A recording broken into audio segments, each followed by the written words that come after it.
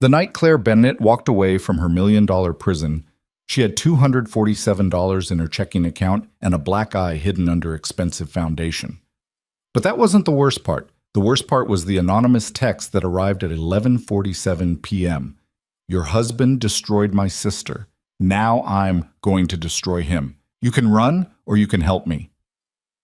Before you find out who sent that message and what happened next, hit that like button and drop a comment telling me what city you're watching from. I want to see how far this story travels.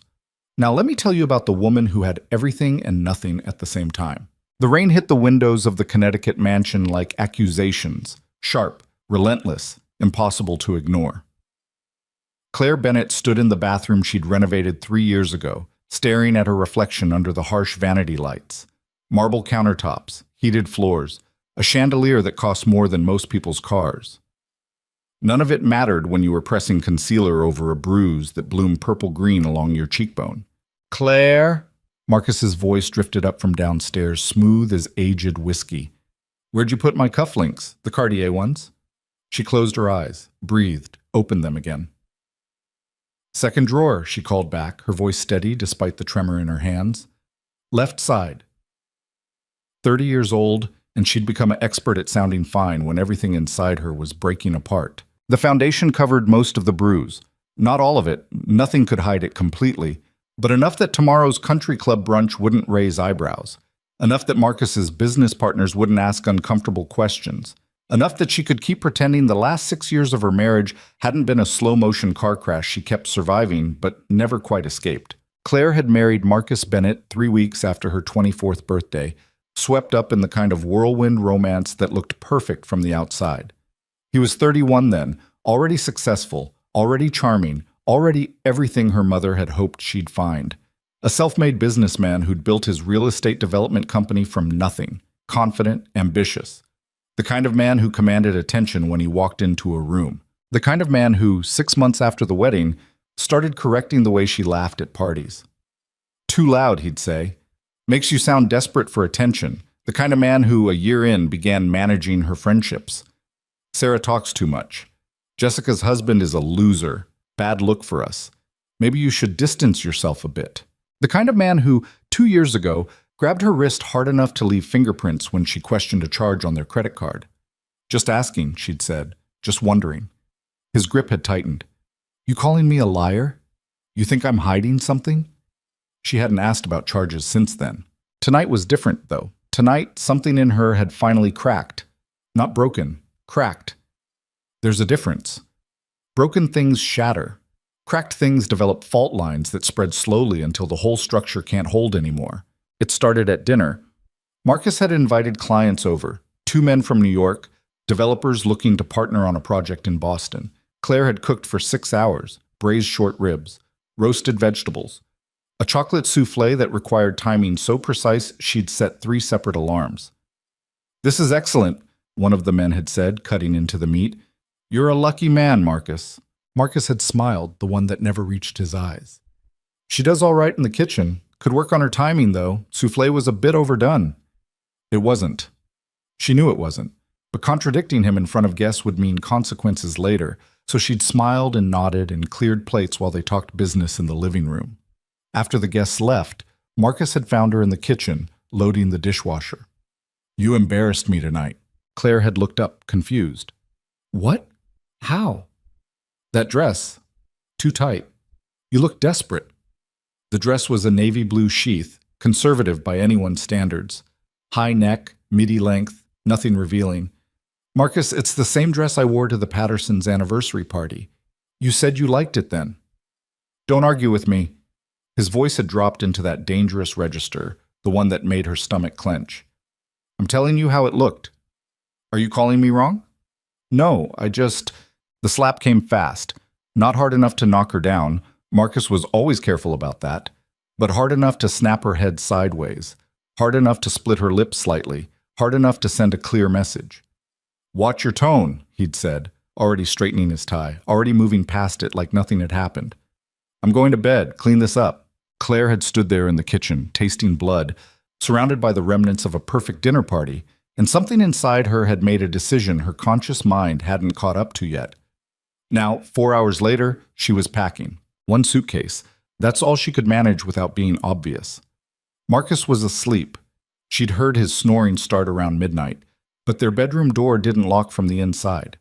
He'd removed that lock 2 years ago. For safety, he'd said, in case of emergency. She packed practical things.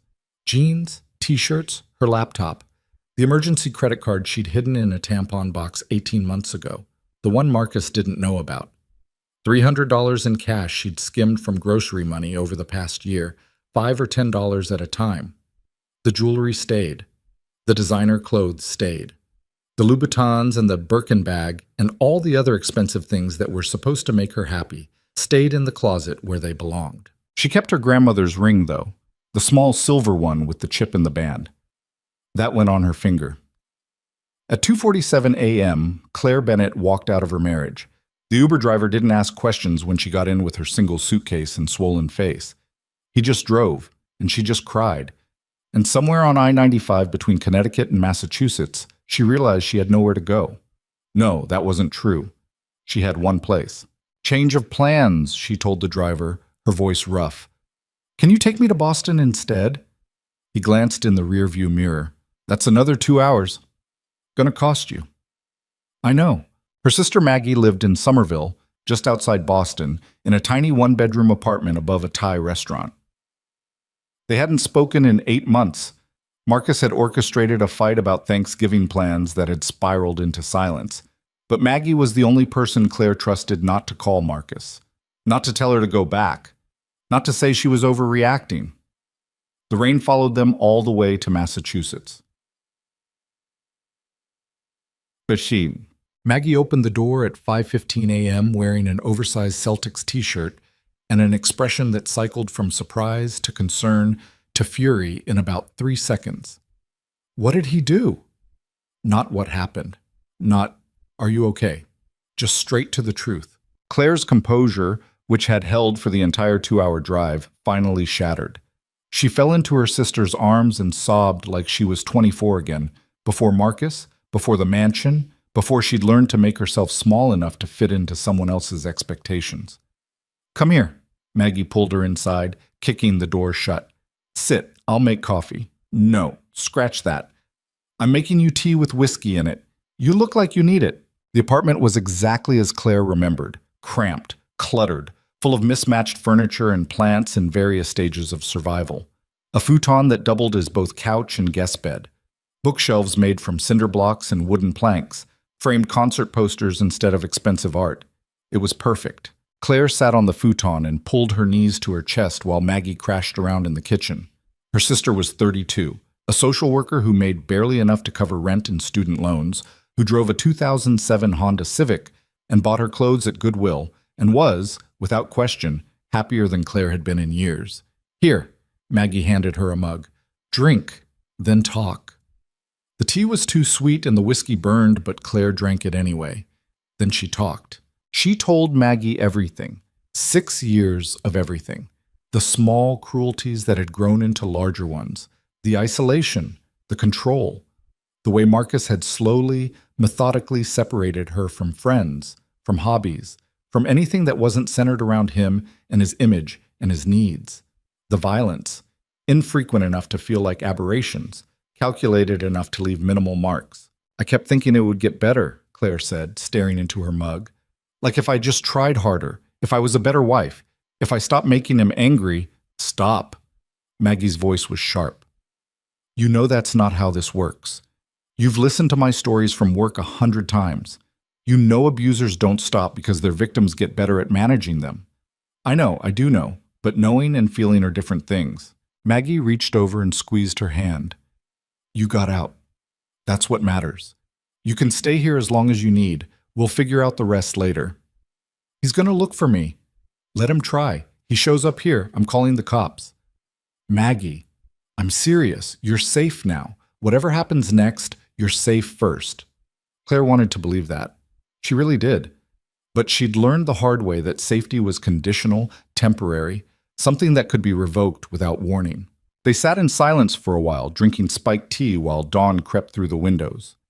Outside, Boston was waking up, delivery trucks rumbling past, Early commuters trudging toward the T, the city stretching and yawning into Monday morning. Claire must have dozed off at some point, because the next thing she knew, her phone was buzzing violently in her pocket. 12 missed calls, all from Marcus, 7 text messages. "Where are you? Claire, this isn't funny. You need to come home right now. I swear to God, if you embarrass me like this, pick up the phone. Pick up the phone. You're making a huge mistake." Her hand shook as she scrolled through them. Maggie, who'd apparently been watching, plucked the phone from her fingers. "Block him. I can't just—" "Yes, you can. Block him." Maggie's finger hovered over the screen. "Say the word and I'll do it for you." Claire thought about Marcus waking up to find her gone. The initial confusion, then the anger. The cold, calculating anger that was somehow worse than the hot kind. He'd be calling her friends next, except she didn't really have friends anymore. He'd call her mother, except her mother had passed away 3 years ago. Another loss Marcus had somehow made about himself. He'd call his lawyer. That was the next move. Protect his assets. Control the narrative. Make sure Claire couldn't touch anything that mattered. "Block him," Claire whispered. Maggie did. The silence that followed felt enormous. "I don't have anything," Claire said quietly. "No money, no job, no references that aren't 6 years old. Everything we have is in his name. The house, the cars, the accounts, all of it. I took $300 in cash and a credit card that might already be canceled." "You have you. That's not nothing." "It feels like nothing. I know, but it's not." Maggie stood up, stretching. "Look, I have to leave for work in an hour. You should sleep. Real sleep, not fugue state couch dozing. Take my bed. I'll text you my work number in case you need anything. We'll figure out next steps tonight, okay?" Claire nodded, too exhausted to argue. She just settled into Maggie's bed, which smelled like lavender detergent and was easily the most comfortable thing she'd experienced in hours, when her phone buzzed again. Unknown number. She almost didn't answer, almost let it go to voicemail, but something made her pick up. "Hello?" Silence. Then, "Claire Bennett?" Male voice. Deep, unfamiliar. "Who is this?" Someone who knows what Marcus did. Someone who's been waiting a long time to make things right. Her heart hammered. "I don't understand." "There's a car outside your sister's building. Black Mercedes. Driver's name is Thomas. He'll bring you to me, and I'll explain everything. You have 10 minutes to decide." "Wait. How did you know I'm at my sister's? Who the hell is this?" "10 minutes, Claire. The car is waiting." The line went dead. Claire sat frozen on the bed, phone still pressed to her ear, her mind racing through possibilities. This was insane. This was how people got kidnapped. This was... She crossed to the window and looked down at the street. A black Mercedes idled at the curb. As she watched, the driver stepped out. Older man, gray hair, professional demeanor, and looked directly up at her window. He didn't wave, didn't gesture, just stood there, waiting. What the hell, Claire breathed. She should ignore this. Should delete the number and go to sleep and pretend some stranger hadn't just tracked her to her sister's apartment within hours of her arrival. She should be smart, careful, safe. But she'd been smart and careful and safe for 6 years, and where had that gotten her? Claire grabbed her jacket. "What?" The driver, Thomas apparently, said nothing as he opened the back door for her. Nothing as he pulled into traffic, nothing as they merged onto the highway heading toward the city. "Where are we going?" Claire finally asked. "Logan Airport." "The airport?" "I'm not going anywhere. I don't even have my private terminal, ma'am, different entrance." "That doesn't answer my question." Thomas glanced at her in the rearview mirror, his expression kind but firm. "All I can tell you is that Mr. Calloway has been looking forward to this meeting for a very long time. Everything else, he'll explain himself." "Calloway?" Claire repeated. "I don't know anyone named—" "Wait. Calloway." She did know that name. Not personally, but she'd heard Marcus mention it. Usually with contempt, sometimes with something that almost sounded like fear. Ethan Calloway. Tech industry. Billionaire. Notoriously private. Marcus had tried to pitch a development deal to him 2 years ago, some luxury condo project in Cambridge. Calloway had not only rejected it, but had publicly called the proposal architectural vandalism masquerading as innovation. Marcus had been furious for weeks. "Why does Ethan Calloway want to meet me?" That's his story to tell, ma'am. They drove the rest of the way in silence. The private terminal looked nothing like the chaos of regular Logan. No crowds, no security lines, just quiet luxury and people who moved with the confidence of those who'd never waited for anything in their lives. Thomas led her through a side entrance and down a corridor that opened onto a tarmac where a sleek private jet sat waiting, stairs already deployed. "This is crazy," Claire muttered. "This is absolutely crazy." "Mr. Calloway is on board," Thomas said. "He's expecting you. And if I say no? If I just walk away right now? Then I drive you back to your sister's apartment and you never hear from us again." Thomas's expression softened slightly. "But between you and me, ma'am, you came this far. Might as well hear what he has to say." Claire looked at the jet, at Thomas, at the clear morning sky stretched out above Boston like a promise or a threat, depending on how you looked at it. She climbed the stairs. The interior of the jet was exactly what you'd expect from a billionaire. Leather seats, polished wood, lighting that seemed designed to make everyone look good. But it wasn't ostentatious, no gold fixtures or crystal chandeliers or any of the tacky wealth displays Marcus favored. This was money so secure it didn't need to prove anything. A man sat at a table near the back, laptop open, completely absorbed in whatever was on screen. He didn't look up when she entered.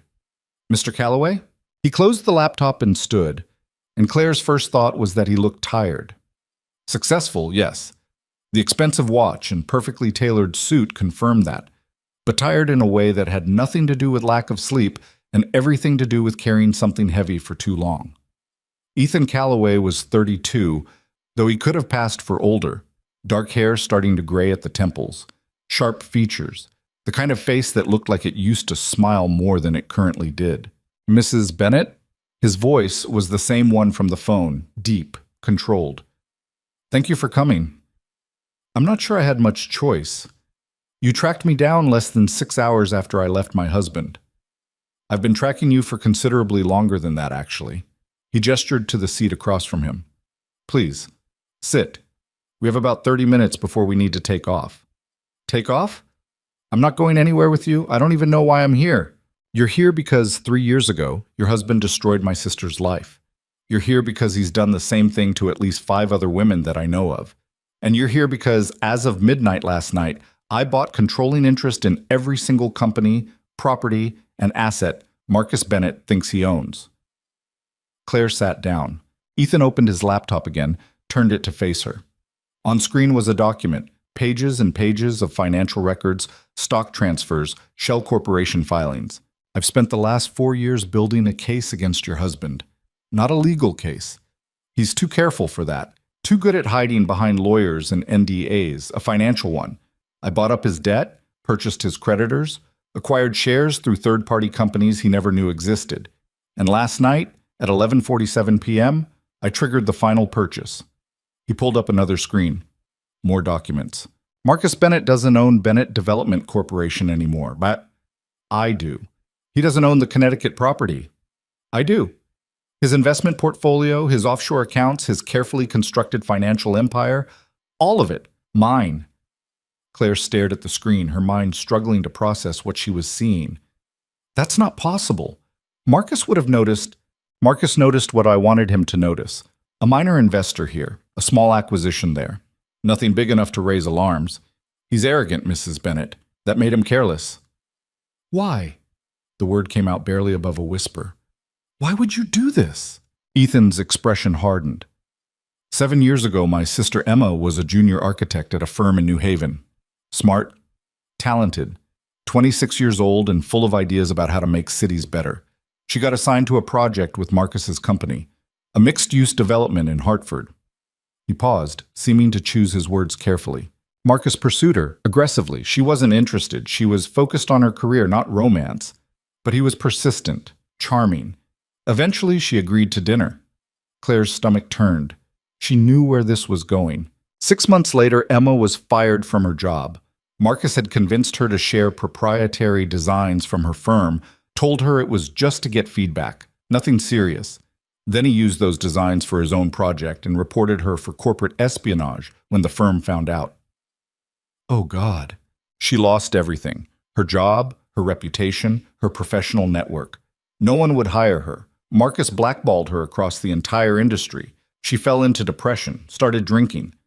Ethan's voice remained level, but Claire could hear the pain underneath. 3 years ago, Emma killed herself. Pills and alcohol. Left a note that mentioned Marcus by name. The cabin was silent except for the distant sound of jet engines warming up. "I'm so sorry," Claire said quietly. "I didn't know. I had no idea Marcus had—" "Why would you? He's good at compartmentalizing, good at showing different faces to different people. The charming businessman, the devoted husband, the ruthless competitor, all true, all masks." Claire thought about the man she'd married versus the man who'd hit her last night. Different people, same person. She understood exactly what Ethan meant. "After Emma died, I started digging," Ethan continued, "hired investigators, followed paper trails, found 5 other women with similar stories, women whose careers he'd destroyed, whose reputations he'd ruined.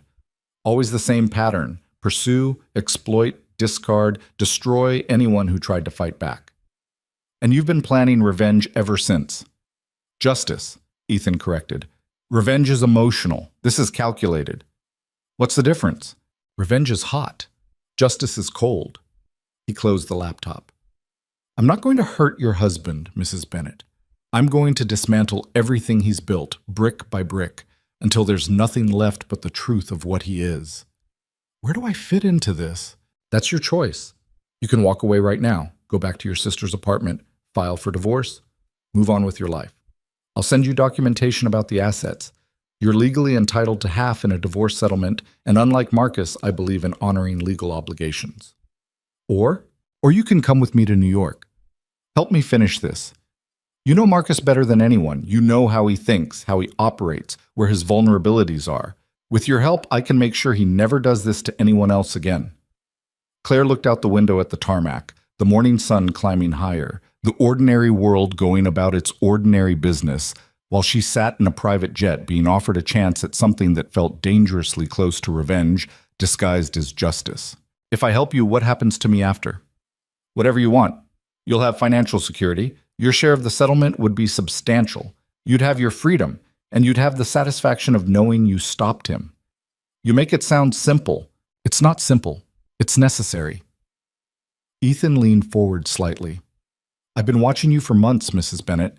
Not stalking, observing, trying to understand who you were beyond Marcus's wife. I saw you volunteer at that women's shelter in Hartford. I saw you sneak money to the housekeepers he underpaid. I saw you stand up for that waitress he berated at the country club even though it meant facing his anger later." Claire's breath caught. "You saw that?" "I see everything where Marcus is concerned. And what I saw was someone who deserved better than what she got. Someone who might actually use power responsibly, if given the chance. I don't want power. I just want peace. Sometimes you have to go through war to get to peace." The pilot's voice crackled over the intercom. "Mr. Calloway, we're cleared for takeoff whenever you're ready."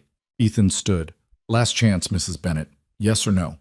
Come to New York and help me take down your husband, or walk away and never look back. Either choice, I'll respect it." Claire thought about Marcus waking up this morning to an empty house. The rage, the phone calls, the inevitable hunt to find her and drag her back. She thought about Emma Calloway, 26 years old and full of dreams, destroyed by the same man who'd spent 6 years slowly destroying Claire. She thought about the 5 other women, about future victims, about the choice between safety and justice. "If I do this," she said slowly, "I need you to promise me something. Name it. When this is over, I walk away clean. No media, no publicity. I don't become part of your story or Marcus's downfall. I just disappear." Ethan nodded. "You have my word."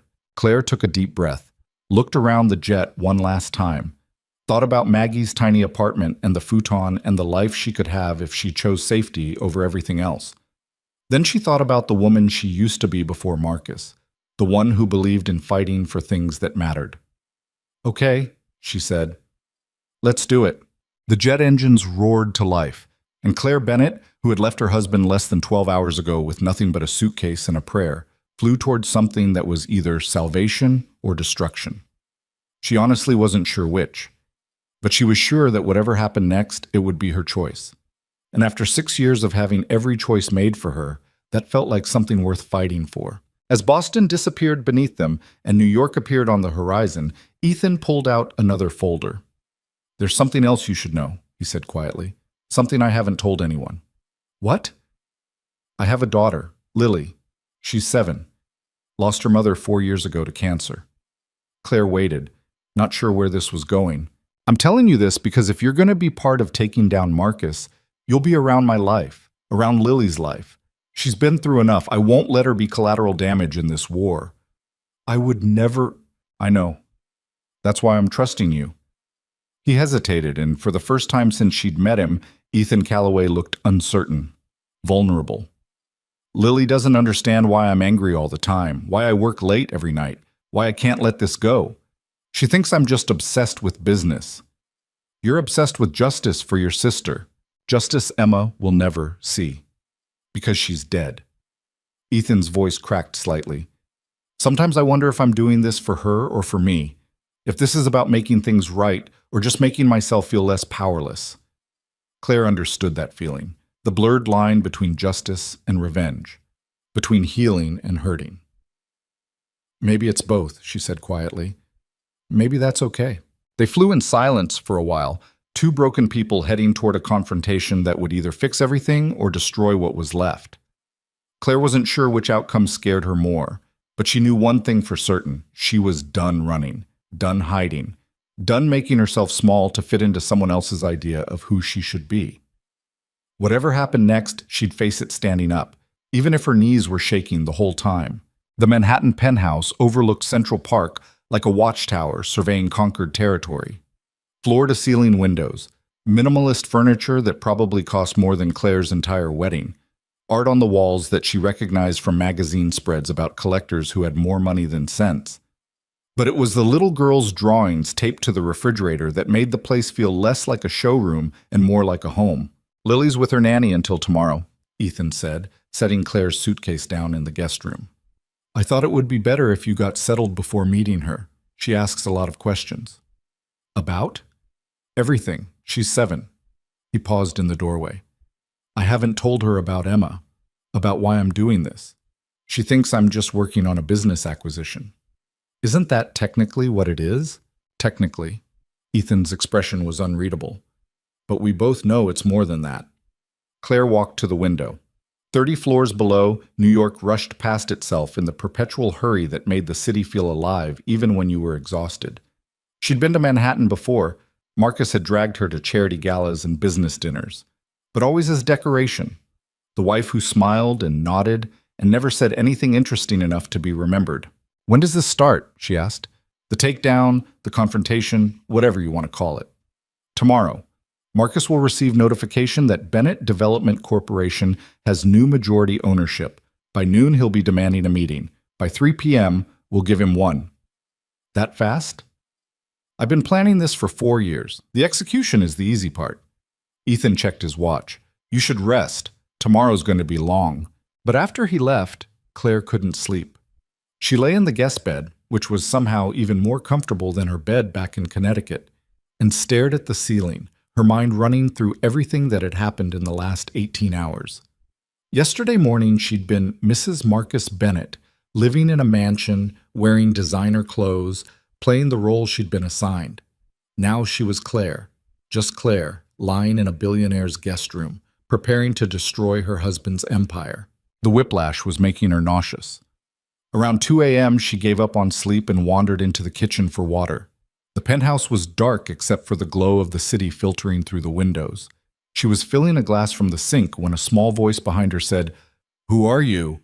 Claire spun around, nearly dropping the glass. A little girl stood in the hallway, clutching a stuffed rabbit that had seen better days.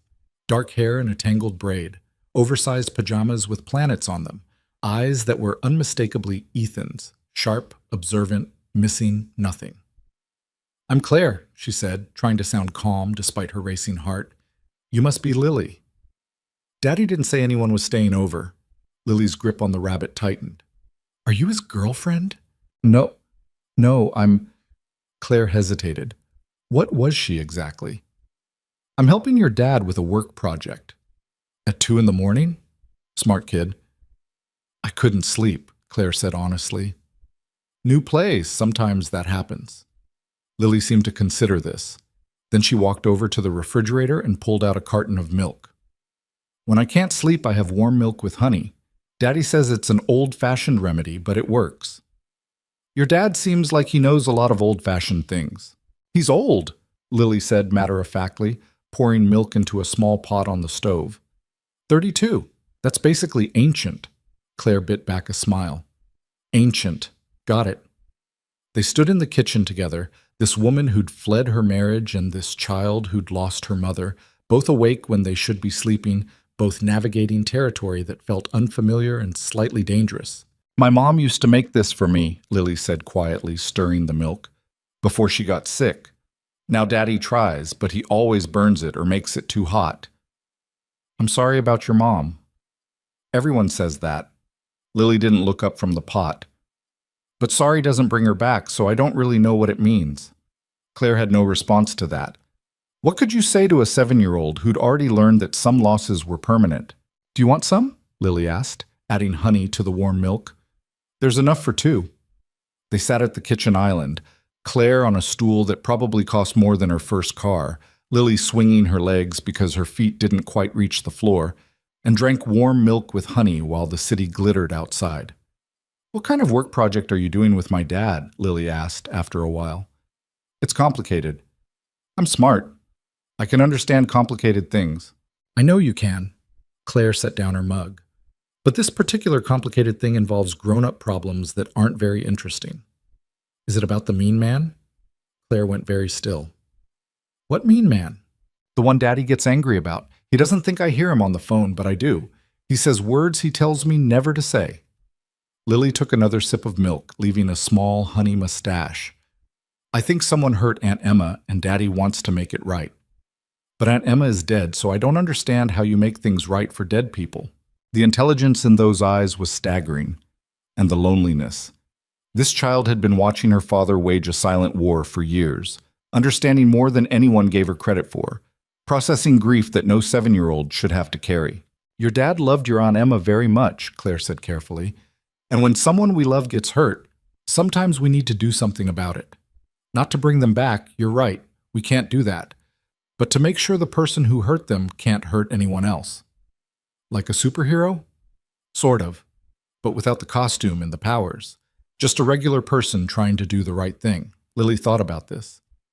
Are you helping him be a superhero? I'm trying to. Good. He needs help. He's sad all the time and he pretends he's not, but I can tell. Lily finished her milk and slid off the stool. I like you. You don't talk to me like I'm stupid. You're definitely not stupid. I know. Lily picked up her rabbit. Good night, Claire. Good night, Lily.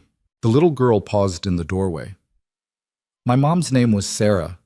In case you were wondering, everyone forgets to say her name anymore, like if they don't mention her, she'll be less dead. But I think forgetting someone's name is worse than remembering they're gone. She disappeared down the hallway before Claire could respond. Claire sat alone in the kitchen, her untouched milk growing cold, thinking about a woman named Sarah who'd loved old-fashioned remedies, and a little girl who was too smart for her own good, and a man who was waging war in his sister's name while his daughter watched and understood everything. This family was broken in ways that had nothing to do with Marcus Bennett. But maybe helping destroy Marcus would at least stop him from breaking anyone else. It wasn't much, but it was something. The next morning arrived with the kind of brutal efficiency that only Manhattan mornings managed. Claire woke to sunlight streaming through windows she'd forgotten to cover and the smell of coffee brewing somewhere in the penthouse. Ethan was already dressed, charcoal suit, blood-red tie, the kind of outfit that announced you were about to ruin someone's day. He looked up from his laptop when she entered the kitchen. Sleep well? Not really. Met your daughter around 2 a.m. Something flickered across his face. Lily has insomnia. Has for about 2 years now. I've taken her to specialists, tried medication, therapy. Nothing works. Maybe she just needs her dad to be less sad all the time. Ethan's eyes narrowed. Excuse me? That's what she said, that you're sad and you pretend you're not. Claire poured herself coffee from the pot on the counter. She's 7, and she's already learned to read people better than most adults. Wonder where she got that from. I'm not, he stopped, set down his coffee. I'm giving her stability, structure, everything she needs, except a father who isn't consumed by revenge. It's not revenge. Keep telling yourself that. Claire sat down across from him. Look, I'm not judging. I'm just saying that Kit is smarter than both of us combined, and she knows exactly what you're doing and why. She called you a superhero, by the way. Ethan looked genuinely surprised. She did. She also said you need help. So here I am. Help. Claire took a sip of coffee. It was perfect, of course, and tried not to think about how surreal this entire situation was. What's the plan for today? Marcus received the notification at 6 a.m. Legal documents informing him that his majority stake in Bennett Development Corporation has been transferred to Callaway Industries pending review of certain contractual obligations he failed to disclose. Which are? Completely fabricated, but by the time his lawyers figure that out, we'll have already had our meeting. Ethan pulled up a document on his laptop. He'll demand to see me, probably threaten legal action, definitely try to intimidate whoever answers the phone. So business as usual for Marcus. Exactly. We've scheduled the meeting for 3 p.m. at my office downtown. You don't have to be there if you don't want. I'll be there. Claire, I'll be there, she repeated, harder this time. I didn't come all this way to hide in your penthouse while you do the hard work. If we're doing this, we're doing it together. Ethan studied her for a long moment. You're sure? Because once Marcus sees you with me, there's no going back. He'll know you're part of this. He'll come after you. He's already coming after me. I left him. That's unforgivable in Marcus's world. Claire set down her coffee. At least this way I'm hitting back. All right. Then we need to prepare you. Ethan stood, gesturing for her to follow him to the living room, where he'd apparently set up a war room overnight. Documents spread across the coffee table. A whiteboard covered in notes and timelines. Photographs of Marcus at various business events. Always smiling, always charming, always hiding who he really was. This is everything I've collected on your husband over the past 4 years, Ethan said. Business dealings, personal relationships, financial records, communications. I need you to look through it and tell me what I'm missing, what Marcus would never put in writing, what vulnerabilities he has that don't show up on paper. Claire picked up one of the photographs. Marcus at a charity gala, arm around her waist, both of them smiling for the camera. She remembered that night, remembered him squeezing her side just hard enough to hurt while maintaining that perfect smile. Remembered going home and finding bruises shaped like fingerprints the next morning. He's paranoid about people seeing him as weak, she said quietly. Everything he does is about maintaining an image of control, success, power. That's why he destroys anyone who threatens that image. Like Emma, like me, like everyone who sees through the performance. Claire set down the photograph. His worst fear is public humiliation, private losses he can spin, recover from, hide. But public failure, that's what would actually destroy him. So we make it public. We make it unavoidable. They spent the next 6 hours going through documents, building a strategy, preparing for every possible response Marcus might have. Ethan was methodical, precise, thinking 3 moves ahead like he was playing chess instead of destroying a man's life. Claire tried to feel guilty about that, tried to find some remaining loyalty to the man she'd married, the one who'd seemed charming and ambitious and full of promise back when she was 24 and naive. She couldn't find it. All she found was anger and determination and a strange, fierce satisfaction at finally fighting back. At 1 p.m., Lily came home from wherever Ethan had sent her, probably her nanny's apartment or some fancy private school activity. She stopped in the doorway of the living room, taking in the documents and photographs and whiteboard. "You're really doing it," she said. "The superhero thing." "We're trying," Claire said. Lily walked over to the whiteboard, studying the timeline Ethan had mapped out. This man hurt Aunt Emma? Ethan looked like he wanted to redirect the conversation, protect his daughter from the ugliness they were about to unleash, but Claire caught his eye and shook her head slightly. Lily deserved the truth, or at least a version of it she could understand. "Yes," Ethan said finally. "He hurt Aunt Emma and other people. And you're going to stop him?" "We're going to try." Lily nodded, processing this with the seriousness of someone much older. "Good. I miss Aunt Emma. She used to bring me books and read them in funny voices. She sounds wonderful, Claire said softly. She was. Lily looked at her father. Are you going to be less sad after this is over?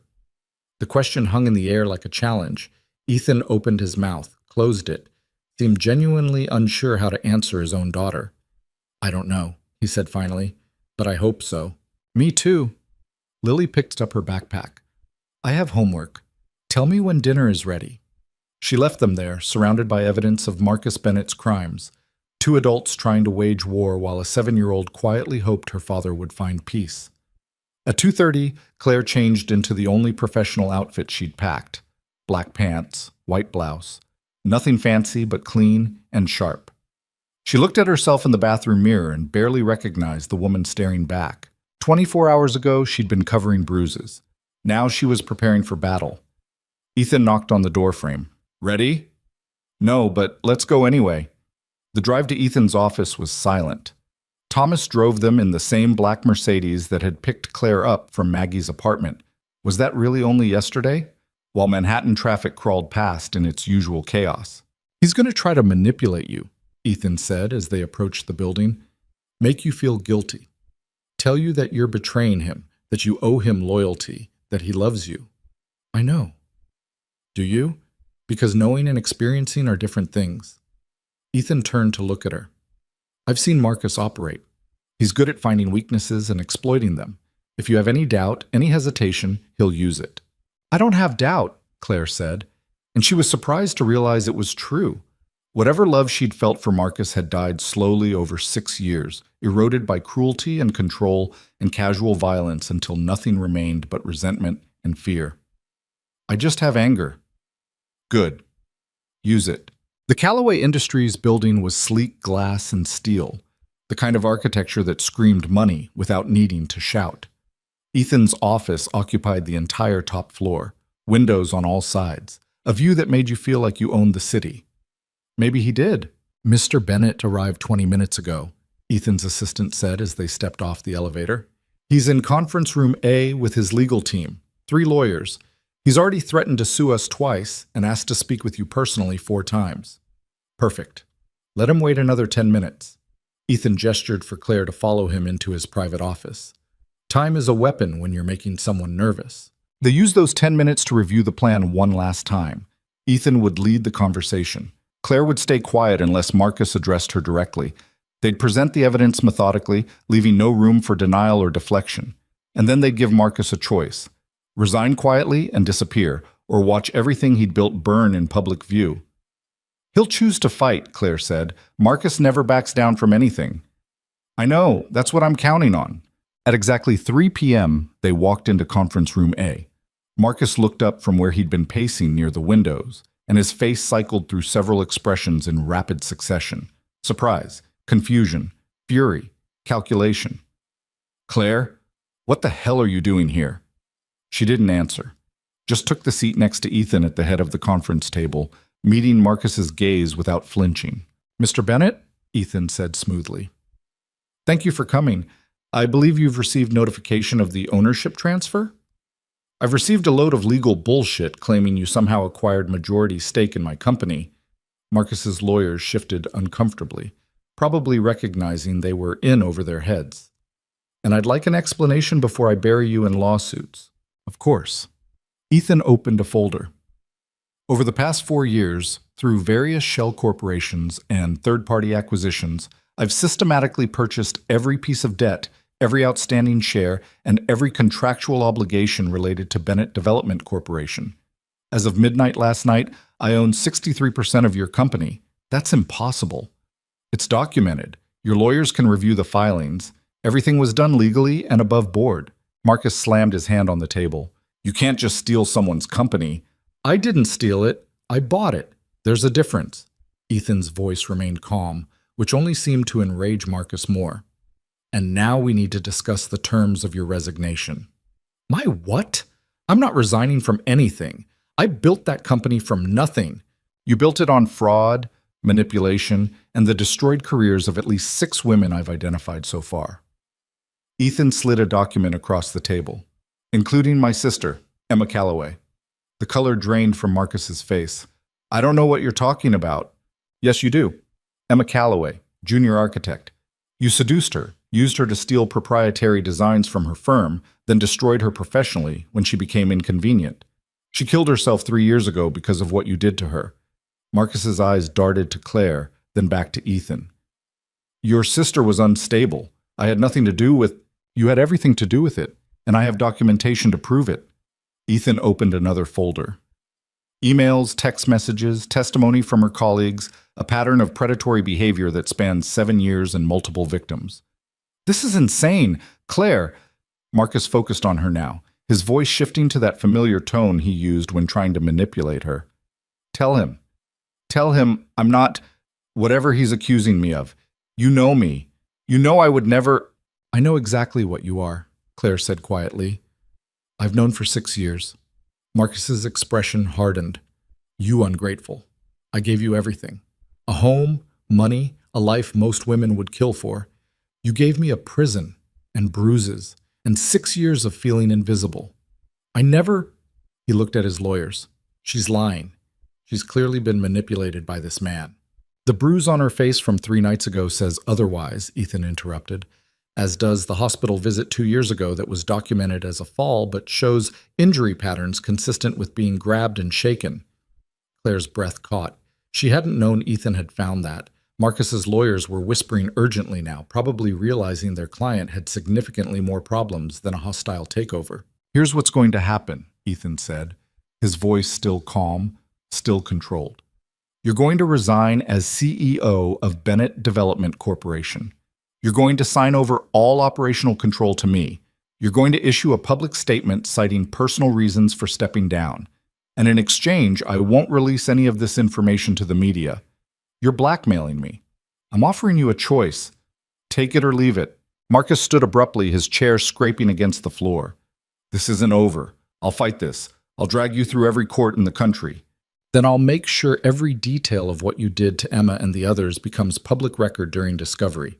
Every email, every testimony, every piece of evidence showing exactly what kind of man you are.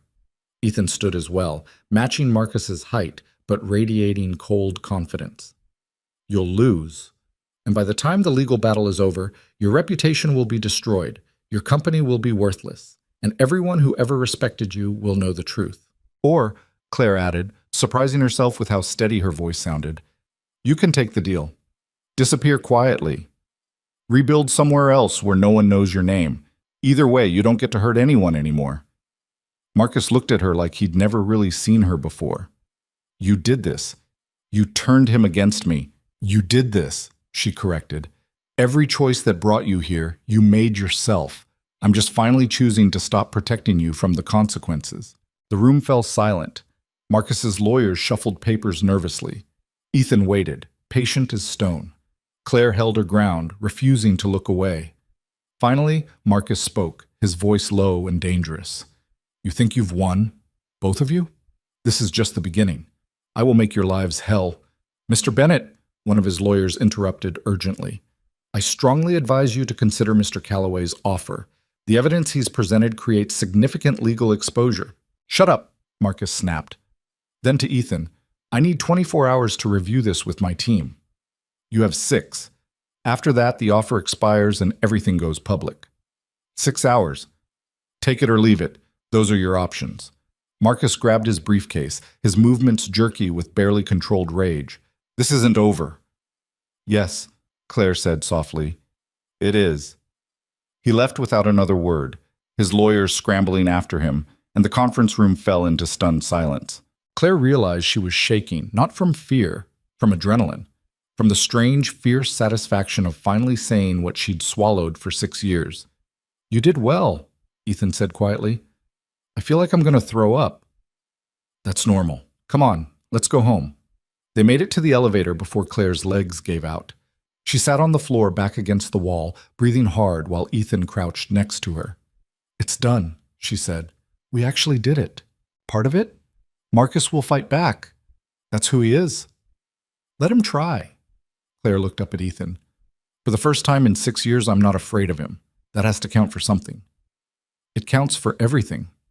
They sat there until Claire's breathing steadied, Two people who'd waged war and survived the first battle, knowing harder ones were coming, but too exhausted to care right now. When they finally made it back to the penthouse, Lily was waiting with a plate of cookies she'd apparently made with her nanny. "Did you win?" she asked. "We're winning," Ethan said, picking her up despite her protests that she was too old for that. "Round one anyway." "Good. I made cookies. They're probably terrible, but Ms. Rodriguez said we should try anyway." They were terrible, too much salt, underbaked in the middle. But Claire ate 3 of them anyway, while Lily narrated her entire day in exhaustive detail. And sitting there in that expensive penthouse with burnt cookies and a little girl who wanted her father to be happy and a man who was fighting his sister's war years too late, Claire felt something she hadn't felt in longer than she could remember. She felt like maybe, just maybe, she might actually be okay. Whatever came next, she'd face it standing up. Even if her legs were still shaking, even if Marcus Bennett was somewhere plotting his revenge, even if this fragile peace couldn't possibly last. For now, in this moment, she was free. And that was enough. Marcus didn't wait 6 hours. He waited 43 minutes. Claire was helping Lily with homework, something about fractions that made her head hurt worse than the confrontation had, when Ethan's phone rang. He looked at the screen, then at Claire, his expression unreadable. "It's his lawyer," he said, stepping into the hallway. Lily kept working on her math problems, tongue poking out in concentration, completely unaware that her father was about to either win or lose everything. Claire envied that innocence, the ability to focus on fractions while the world shifted around you. When Ethan came back 5 minutes later, his face was carefully blank. "He accepted?" He countered. "Wants to retain a seat on the board, keep his title as founder, and maintain a consulting role for 2 years. "Absolutely not," Claire said immediately. "He'll use that to undermine everything you try to do, to stay relevant, to keep control." "I know, which is why I told his lawyer no." Ethan sat down at the kitchen table. "They're calling back in 20 minutes with a revised offer." "What if they don't revise? What if Marcus decides to fight? Then we go public with everything and let the courts sort it out." Ethan rubbed his eyes, and for the first time since Claire had met him, he looked tired. Actually tired, not just carrying weight for years tired. "I need to call the communications team, prepare a press release just in case."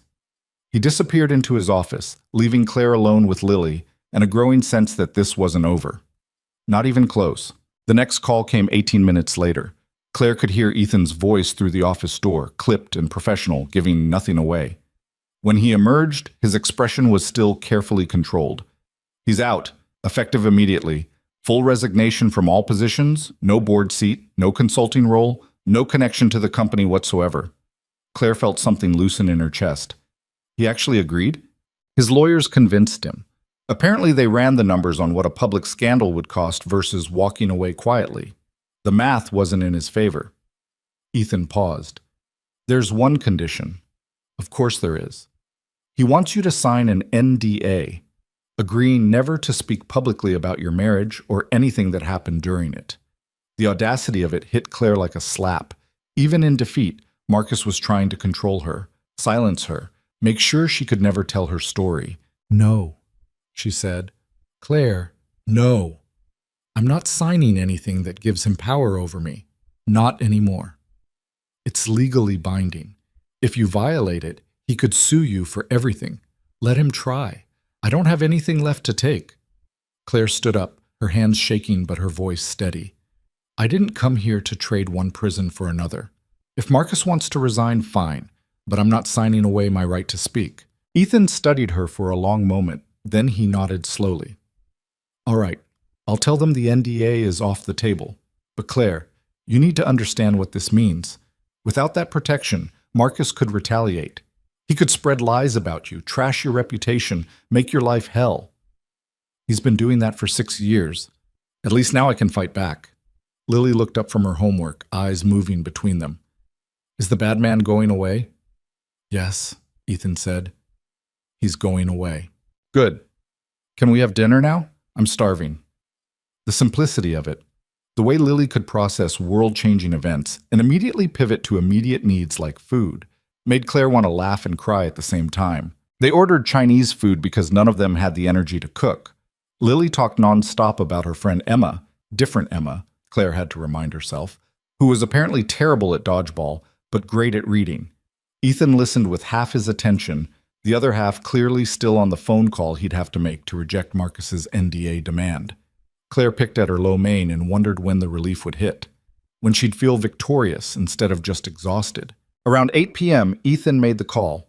Claire could hear his end of the conversation from the living room where she was pretending to watch whatever animated movie Lily had chosen. My client declines to sign the NDA. The resignation stands without it or the deal is off. A pause. That's not my problem. Your client needs to decide what's more important, controlling his ex-wife or protecting what's left of his reputation. Another pause. Longer this time. You have until midnight. After that, everything goes public. He hung up.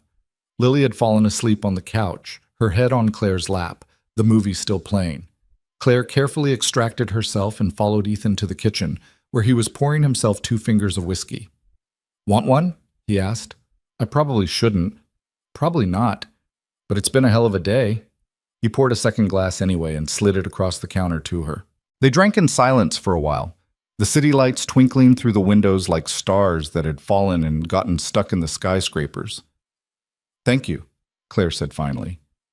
For what? For backing me up on the NDA. You could have pressured me to sign it, made the deal cleaner, avoided complications, but you didn't. Ethan swirled his whiskey. I told you I wouldn't let Marcus control you anymore. That includes through me. Still, thank you. They finished their drinks. Ethan carried Lily to her bedroom while Claire cleaned up the takeout containers, trying to make herself useful in this space that wasn't hers, this life that wasn't hers, this strange liminal moment between her old existence and whatever came next. The call came at 11:47. Marcus's lawyer sounded exhausted. My client agrees to resign effective immediately with no conditions. No NDA. No board seat. Complete severance from Bennett Development Corporation. Ethan put the phone on speaker so Claire could hear. And the public statement? Will cite personal reasons and a desire to pursue other opportunities. Nothing that casts aspersion on either party. Financial settlement? Mr. Bennett retains his personal assets minus those explicitly tied to the corporation. Mrs. Bennett is entitled to 50% of marital assets as per Connecticut divorce law. We'll have the paperwork ready by end of business tomorrow. Claire's hands were shaking again. This was real. This was actually happening. One more thing, Ethan said. Mr. Bennett is to have no contact with Claire Bennett going forward. No calls, no messages, no attempts at communication of any kind. If he violates this, we release everything. A long pause. Then, agreed.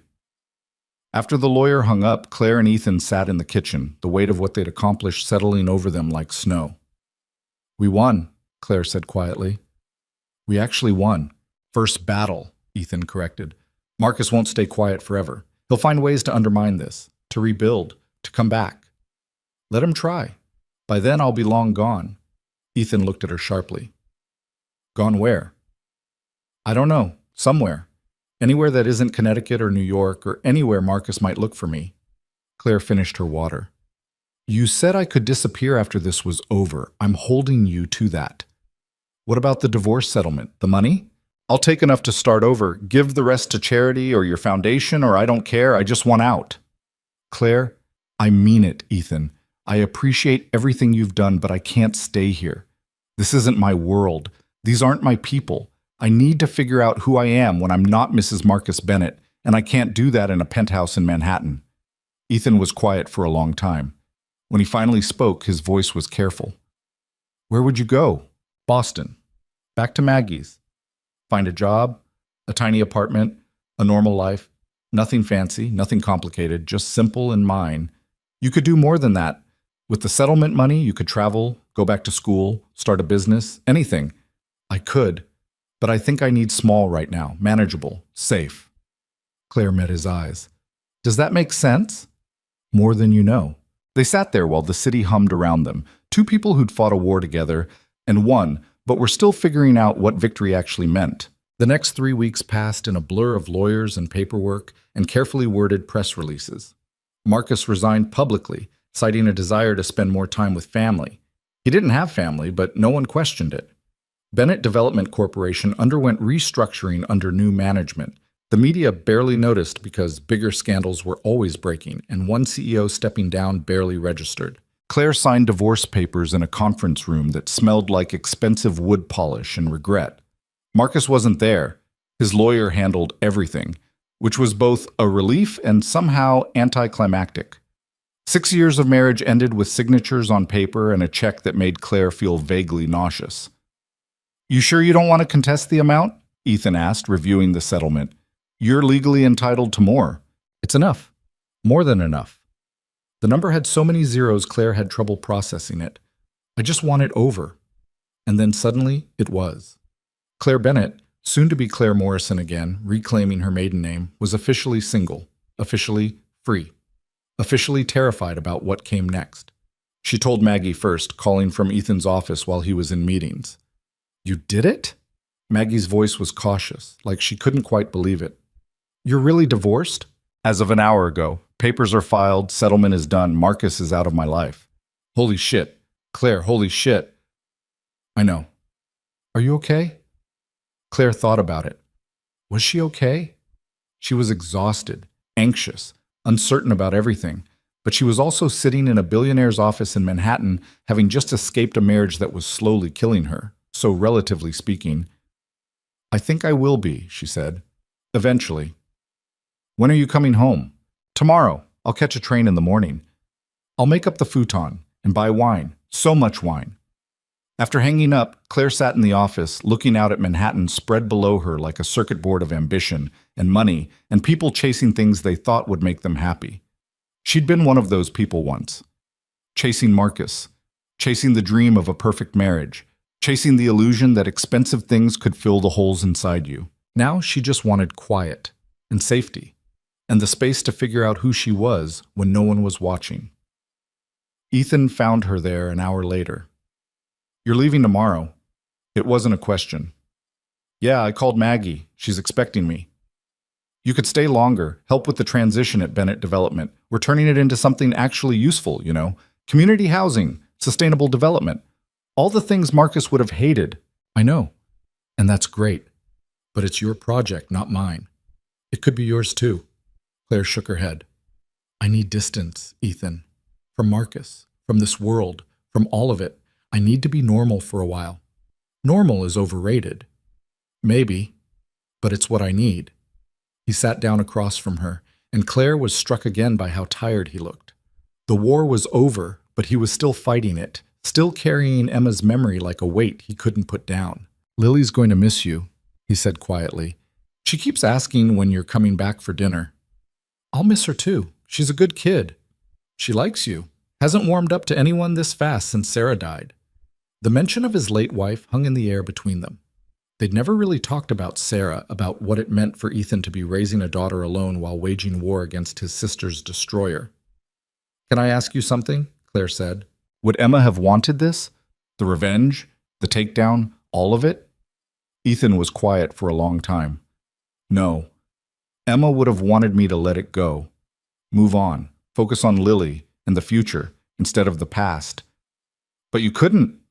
I couldn't, and I'm still not sure if that makes me principled or just stubborn." "Maybe both." "Yeah, maybe." He stood up. "I'm having people over tomorrow night, business associates, some friends. You're welcome to stay for it if I can't, but thank you." "Right. Of course." He paused at the door. "Claire, whatever happens next, wherever you end up, stay in touch, okay?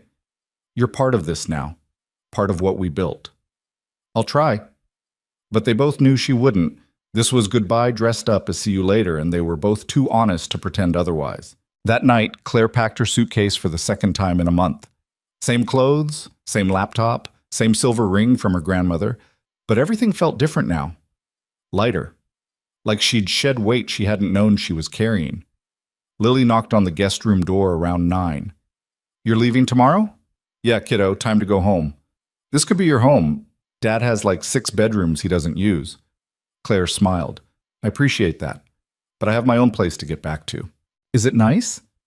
"It's a futon in my sister's 1-bedroom apartment above a Thai restaurant." Lily wrinkled her nose.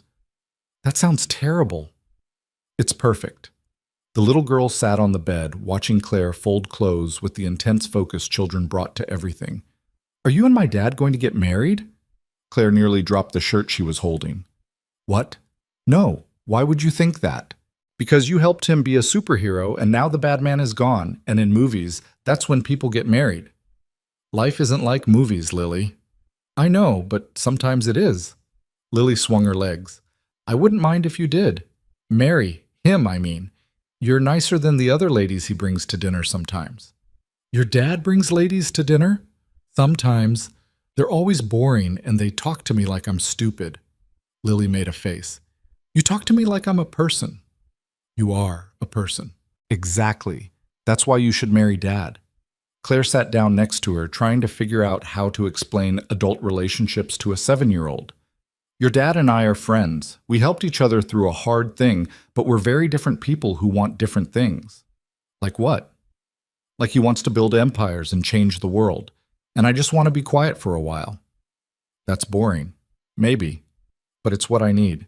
Lily leaned against her, small and warm and heartbreakingly young.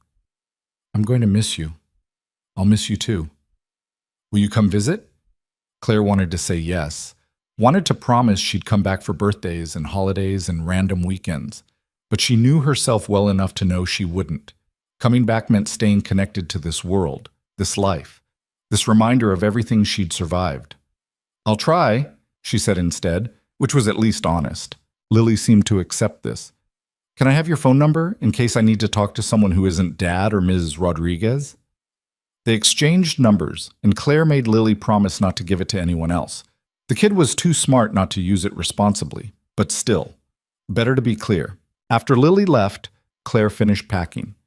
Tomorrow she'd take the train to Boston, move back into Maggie's apartment, start job hunting, figure out what normal people did with their lives when they weren't trapped in abusive marriages or taking down billionaire developers. It should have felt exciting. Instead, it just felt exhausting. She was almost asleep when her phone buzzed with a text from an unknown number. "You think this is over? It's not. Enjoy your freedom while it lasts." Marcus. Of course he'd found a way around the no-contact order. Some burner phone or friend's number or whatever workaround he'd devised. Claire stared at the message for a long time. Part of her wanted to show Ethan, trigger the release of all that damaging information, bury Marcus completely, but a bigger part just wanted to be done. She deleted the message, blocked the number, and made a note to change her phone number entirely as soon as she got back to Boston. Marcus Bennett had taken enough from her. He didn't get to take her piece too. The train ride to Boston the next morning was quiet. Ethan had offered to have Thomas drive her, but Claire had declined. She needed the space. The normalcy of public transportation and strangers reading newspapers and the gentle rocking of the train through Connecticut into Massachusetts. Ethan and Lily had said goodbye at the penthouse. Lily had cried a little, which made Claire cry, which made Ethan look uncomfortable because apparently billionaire single dads didn't know what to do when everyone was crying. "You have my number," Ethan had said. "If you need anything, I know. Thank you for everything." "Thank you. You didn't have to help me, but you did. We helped each other." And that was true. Ethan had given Claire the tools to escape Marcus. Claire had given Ethan the information to destroy him. Fair trade, in the end. Now, watching Boston appear through the train window, Claire felt something shift inside her. Relief, maybe. Or just exhaustion finally giving way to whatever came after. Maggie was waiting at South Station with coffee and a hug that nearly broke Claire's ribs. "Welcome home, little sister." "It's good to be back." They took the tea to Somerville, Maggie talking nonstop about her latest work cases and the neighbor who was trying to start a community garden. And did Claire want to help because apparently she'd volunteered them both? Normal things, small things, things that had nothing to do with billionaires or revenge or marriages ending in conference rooms. The apartment looked exactly the same, cluttered, cramped, perfect. "I cleared some space in the closet," Maggie said, hauling Claire's suitcase inside. "And I bought you one of those foam mattress toppers for the futon because sleeping on that thing long-term will destroy your back. You didn't have to—" "Shut up. You're my sister and you just escaped an abusive marriage. I'm buying you a mattress topper." They ordered pizza and drank wine, and Claire told Maggie everything. The confrontation with Marcus, the settlement, Lily and her cookies, Ethan and his carefully controlled grief. So let me get this straight, Maggie said around a mouthful of pepperoni. A billionaire tech mogul tracked you down, flew you to New York on his private jet, helped you destroy your husband's empire, and then just let you leave? That's the summary, yes. And you're not going to date him? Maggie, I'm just saying, he sounds hot and rich, and he has a cute kid. That's like the trifecta. He's also still in love with his dead wife and obsessed with avenging his sister. Not exactly relationship material. Fair point. Maggie refilled their wine glasses. What are you going to do now? Job-wise, I mean. I have no idea. My degree is 6 years old, and my only work experience is volunteer work that Marcus approved of. I'm basically starting from zero. You'll figure it out. You're smart, and you survived Marcus Bennett. After that, a job search should be easy. Claire wished she had Maggie's confidence. But sitting there in the cramped apartment, eating mediocre pizza, drinking cheap wine with her sister, it felt more like home than the Connecticut mansion ever had. Maybe that was enough for now. The next few weeks fell into a rhythm. Claire helped Maggie with the community garden, started looking at job listings, changed her phone number, went to therapy twice a week to unpack 6 years of trauma she'd been ignoring. She didn't hear from Marcus. Didn't hear from Ethan either, though Lily texted occasionally, mostly pictures of her schoolwork or the new fish she'd named Gerald. Life was small, manageable, boring in the best possible way. And then, 6 weeks after leaving New York, Claire's phone rang with a number she didn't recognize but somehow knew she should answer. Claire, it's Ethan. Her heart did something complicated. Is everything okay? Is Lily... Lily's fine. Everyone's fine. I'm calling because... He paused, and Claire could hear something uncertain in his voice. Bennett Development just broke ground on its first community housing project. Affordable units in Newark, sustainable design, everything Marcus would have hated. That's great, Ethan. Really. I wanted you to be there. For the groundbreaking, you're part of this, whether you stayed or not. I can't. I know. I know you need distance. But Claire, this is happening because you were brave enough to walk away and help me finish it. You should see what we built from the ashes. Claire looked around Maggie's apartment, at the life she was slowly building, small, safe, hers. Send me pictures, she said finally. That's the best I can do. Okay, pictures. Another pause. You doing all right up there? Getting there. You? Same. Lily started therapy, talking about Sarah, about Emma, about all of it. Turns out 7-year-olds know more than we give them credit for. She's a smart kid. Takes after her aunt. Ethan's voice softened. I'm sorry that I dragged you into my war. That I used your pain to fuel my revenge. You gave me a way out. That's not dragging. That's saving. Still, I'm sorry. Me too, for everything. They said goodbye and Claire sat on the futon for a long time after, thinking about choices and consequences and the strange ways people entered and exited your life. Ethan Calloway had been her salvation and her weapon. He'd given her freedom and asked for her help in return. Fair trade. But now he was just a voice on the phone from a life she'd left behind. And that was okay. That evening, Claire got a text from a number she didn't recognize. For a second, her heart clenched. Marcus, finding her again. But then she read the message. This is Emma, Lily's friend, not the dead aunt. Lily gave me your number. She says you're nice and I should ask you about books because you know good ones. Do you? Claire laughed until she cried. Leave it to Lily to give out her phone number to second graders looking for reading recommendations. She texted back, I know some good ones. What do you like to read? The response was immediate. Everything, except boring stuff. I'll send you a list. Cool. Lily says you used to live with her and her dad, but you left because you wanted to be normal. Claire's throat tightened. Something like that. That's dumb. Normal is boring. Maybe, but sometimes boring is good, if you say so. Thanks for the books. Claire made a list. Harry Potter, Percy Jackson, A Wrinkle in Time, all the books she'd loved as a kid, and sent it to Emma with a note that said reading wasn't about being normal or special, it was about finding stories that made you feel less alone. Then she put down her phone and went to help Maggie make dinner.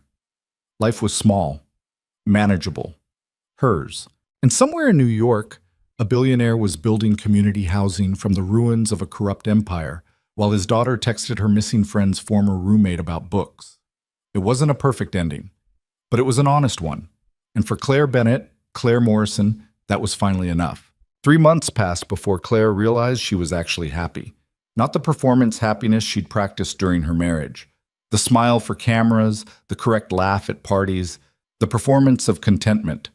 Real happiness. The kind that snuck up on you while you were washing dishes in your sister's tiny kitchen, or reading on the tea or drinking bad coffee at a job interview. She'd found work at a nonprofit that helped women transition out of domestic violence situations. The pay was terrible. The office was in a building that smelled like old carpet, and her boss was a 60-year-old former social worker named Rita, who took exactly zero nonsense from anyone. It was perfect. "You're overqualified," Rita had said during the interview, looking over Claire's resume with obvious skepticism. College degree, volunteer experience, references from the Hartford Women's Shelter. Why do you want to answer phones and file paperwork for $22 an hour? Claire had considered lying, making up something about wanting to give back or finding her passion or any of the polished answers people gave in interviews. Instead, she'd said, "Because I left my husband 4 months ago with one suitcase and a checking account he'd been slowly draining for years. Because I know what it's like to need help and be too ashamed to ask for it. And because answering phones means I might be the first voice someone hears when they're deciding whether to leave or stay, and I want to be the person who tells them they can survive it." Rita had hired her on the spot. Now Claire spent her days coordinating shelter placements, helping women navigate restraining orders, and listening to stories that sounded uncomfortably familiar. The work was hard. Some days she came home and cried in the shower because a woman had gone back to her abuser, or a judge had denied a protection order, or the system had failed someone who desperately needed it to work. But it mattered. In a way, nothing had mattered during her 6 years with Marcus. Maggie noticed the change first. "You smiled at that terrible joke the grocery clerk made," she said one Saturday morning, unpacking produce in the kitchen. "The one about cucumbers. It wasn't even funny." "It was a little funny. It was objectively terrible, but you laughed anyway." Maggie paused, a bunch of kale in her hand. "You're doing better." "I'm getting there." "No, I mean you're actually doing better, not just surviving, actually living." Claire thought about it. She was sleeping through the night now, without nightmares about Marcus finding her. She'd stopped flinching when men raised their voices. She'd even gone on a date. Terrible date. The guy had spent 40 minutes talking about his cryptocurrency investments. But she'd gone and survived and hadn't felt the need to apologize for existing the entire time. "Yeah," she said quietly. "I think I am." The texts from Lily continued sporadically. Pictures of Gerald the fish, updates about school, occasional questions about books or homework, or whether Claire thought it was weird that her dad worked all the time. Claire always responded, keeping it light, friendly, the kind of distant aunt relationship that felt safe for both of them. Then one Tuesday in late October, her phone rang while she was making dinner. Lily's number. "Hey kiddo, what's up?" "Dad's in the hospital." Lily's voice was small, scared, nothing like her usual confident chatter. Claire's heart stopped. "What happened?" "He collapsed at work. They said it's exhaustion and stress, and he hasn't been sleeping. Ms. Rodriguez took me to see him, but he looks terrible, and they're making him stay overnight, and I'm scared." "Where are you now?" "At home. Ms. Rodriguez is here, but she keeps trying to make me eat soup, and I don't want soup." "Is your dad okay? Is he in danger?" "The doctor said he'll be fine, but he needs to rest. But Claire, he looks so tired, like he hasn't slept in months." Because he probably hasn't, Claire thought. Ethan had been running on revenge and guilt for 4 years, and now that the war was over, his body was finally demanding payment for all those sleepless nights, and skipped meals, and the weight of carrying his sister's death. "Can I talk to Mrs. Rodriguez?" There was shuffling, then a warm voice with a thick accent. "Hello? This is Rosa Rodriguez." "Hi, I'm Claire. I'm a friend of Ethan's. Lily sounds pretty scared." "She is scared. Mr. Calloway, he does not take care of himself. Works too much, sleeps too little. The doctor says he must rest, but I know him. He will try to work from the hospital bed." "Is he actually okay?" Lily said exhaustion, but the doctor says his heart is fine, his blood work is fine. He is just completely worn out. They want to keep him for observation. Make sure he rests. Rosa lowered her voice. But between you and me, I think he is more than tired. I think he is sad. He has been sad since his sister died, and even after winning his big fight, the sad does not go away. Claire understood that. Victory didn't erase grief. Sometimes it just left you empty, wondering what you were supposed to do now that the war was over. Can you put Lily back on? Lily, the lady wants to talk to you. Claire? Lily's voice was shaky. Can you come? I know you said you needed to be away, but Dad's in the hospital, and I don't know what to do, and Ms. Rodriguez is nice, but she's not. She's not you. Every instinct Claire had screamed at her to say no. Going back to New York meant stepping back into that world, risking the peace she'd built, opening doors she'd worked hard to close. But there was a 7-year-old on the phone who was scared and asking for help, and Claire had never been good at saying no to people who actually needed her. I'll catch the first train tomorrow morning, she heard herself say. Can Ms. Rodriguez stay with you tonight? Yes. But you're really coming. I'm really coming. After hanging up, Claire sat on the futon for a long time, trying to figure out what she'd just agreed to. Maggie found her there 20 minutes later. You're going back to New York. Just for a few days. Ethan's in the hospital and Lily's scared. And you're going to save them. I'm not saving anyone. I'm just showing up. Claire. Maggie sat down next to her. You know this is going to complicate everything, right? You've spent 3 months building a life here. Going back, I know, but I can't just ignore a kid who's asking for help. Even if helping her means dealing with her father. Even then, Maggie sighed, you're a better person than me. You literally spend your entire life helping people as a social worker. That's different. Those are clients. This is personal. Maggie bumped her shoulder against Claire's. Just be careful, okay? Don't let New York swallow you again. I won't. I'll be back by the weekend. But even as she said it, Claire wasn't entirely sure she believed it. The train ride the next morning felt like traveling backward through time. Connecticut rolled past the windows, then New York appeared on the horizon, and Claire felt the familiar anxiety creeping back, the sense that she was entering territory that belonged to someone else. Rosa met her at Penn Station, a short woman with kind eyes and an expression that suggested she saw right through Claire's casual, this is fine demeanor. Thank you for coming, Rosa said, pulling Claire into a hug before she could protest. Lily has not stopped talking about you since you called. Mr. Calloway does not know you are coming. He is still in the hospital, but I think he will be happy to see you. Or furious that you called me. Maybe both. But Lily needs you, so he can be furious later. They took a cab to the penthouse. The doorman recognized Claire and waved her through without question, which felt both comforting and unsettling, like she'd never really left. Lily was waiting in the living room, still in her school uniform, and when she saw Claire, she burst into tears. Hey, hey! Claire caught her in a hug. It's okay. Your dad's going to be fine.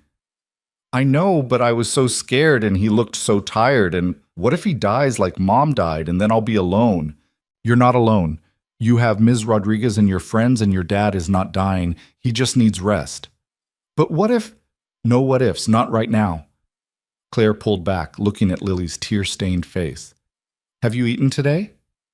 Ms. Rodriguez made me eggs, but I couldn't eat them. Okay, new plan, you, me, and whatever junk food you're not normally allowed to have. We're going to eat feelings until you feel better. Rosa raised an eyebrow. Mr. Calloway does not let her have sugar after 6 p.m. Mr. Calloway is in the hospital and can't enforce his rules. What's Lily's junk food of choice? Ice cream, Lily said immediately. Cookie dough ice cream with chocolate chips. Done. Rosa, you good here or do you need to leave? I can stay until 8. After that, I must go home to my husband. Perfect. I'll take over at 8. They ordered pizza. Apparently that was Claire's solution to everything. And ate cookie dough ice cream straight from the container while watching a movie Lily chose that involved talking animals and life lessons Claire was too tired to absorb. Somewhere around 7:30, Lily fell asleep with her head on Claire's lap, sticky with ice cream and exhausted from crying. She has not slept well since Mr. Calloway went to hospital, Rosa said quietly, cleaning up the pizza boxes. Every night, nightmares. She is afraid to lose him like she lost her mother. Has she talked to anyone? A therapist? Yes, for 2 years now. It helps, but fear is not logical. You cannot therapy away the fear of abandonment when you have already been abandoned by death. Claire looked down at Lily's sleeping face, 7 years old and already carrying so much loss. I should go see Ethan, Claire said. Which hospital? Mount Sinai, but visiting hours are over now. Better to go in the morning. Will you be here? Yes, I arrive at 7 to help Lily get ready for school. After Rosa left, Claire carried Lily to her bedroom. When had this kid gotten so heavy? And tucked her in. The room was exactly as Claire remembered. Books everywhere, drawings taped to the walls. A photo of Sarah on the nightstand, smiling in a way that suggested she'd been laughing when the picture was taken. Claire stood there for a moment, looking at the face of the woman she'd never met, but whose absence shaped this entire family. I don't know what I'm doing here, she whispered to the photograph. But your daughter asked for help, and I couldn't say no. Sarah's frozen smile offered no guidance. Claire slept in the guest room she'd occupied months ago and woke at 6 a.m. to the sound of Lily having a nightmare. She found the little girl tangled in sheets, crying in her sleep, and did what Maggie used to do for her when they were kids. Climbed into bed and held her until the nightmare passed. Lily woke up confused, then relaxed when she realized Claire was there. You stayed. Of course I stayed. People don't always stay. I know, kiddo, but I'm here now. They made breakfast together. Well, Claire made breakfast while Lily provided commentary on everything Claire was doing wrong, according to how her dad made pancakes. He uses vanilla extract. You forgot the vanilla extract. Your dad sounds like a pancake snob. What's a snob? Someone who has opinions about things that don't really matter.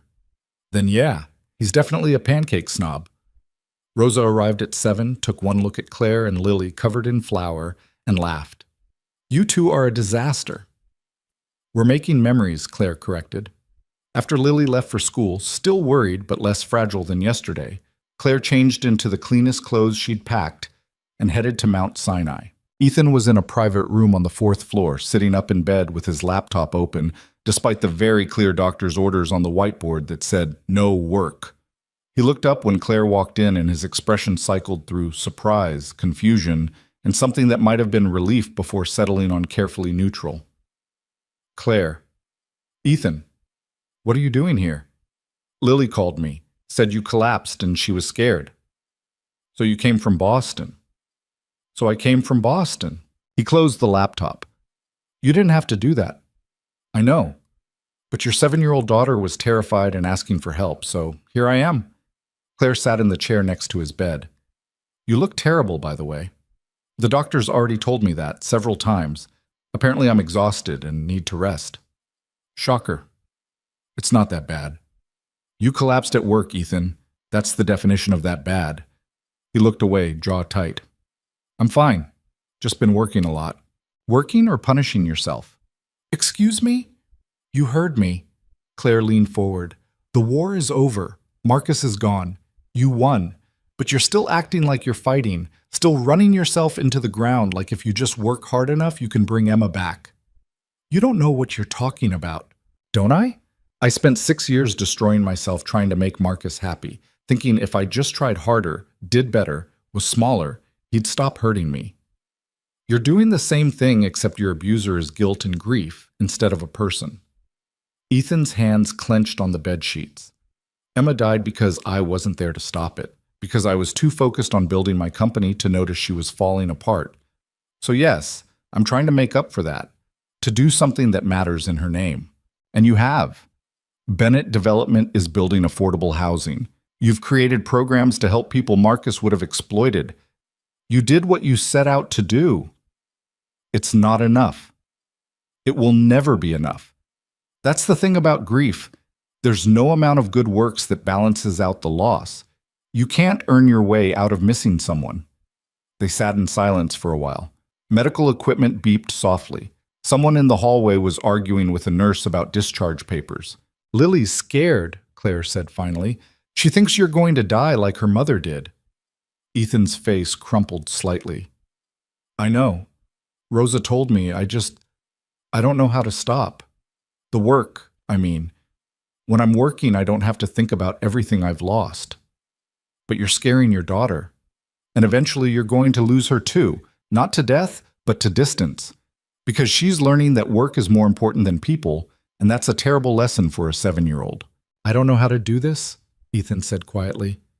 Be a single parent and run a company and process grief and all of it. Sarah made it look easy, balancing everything, being present, making Lily feel loved.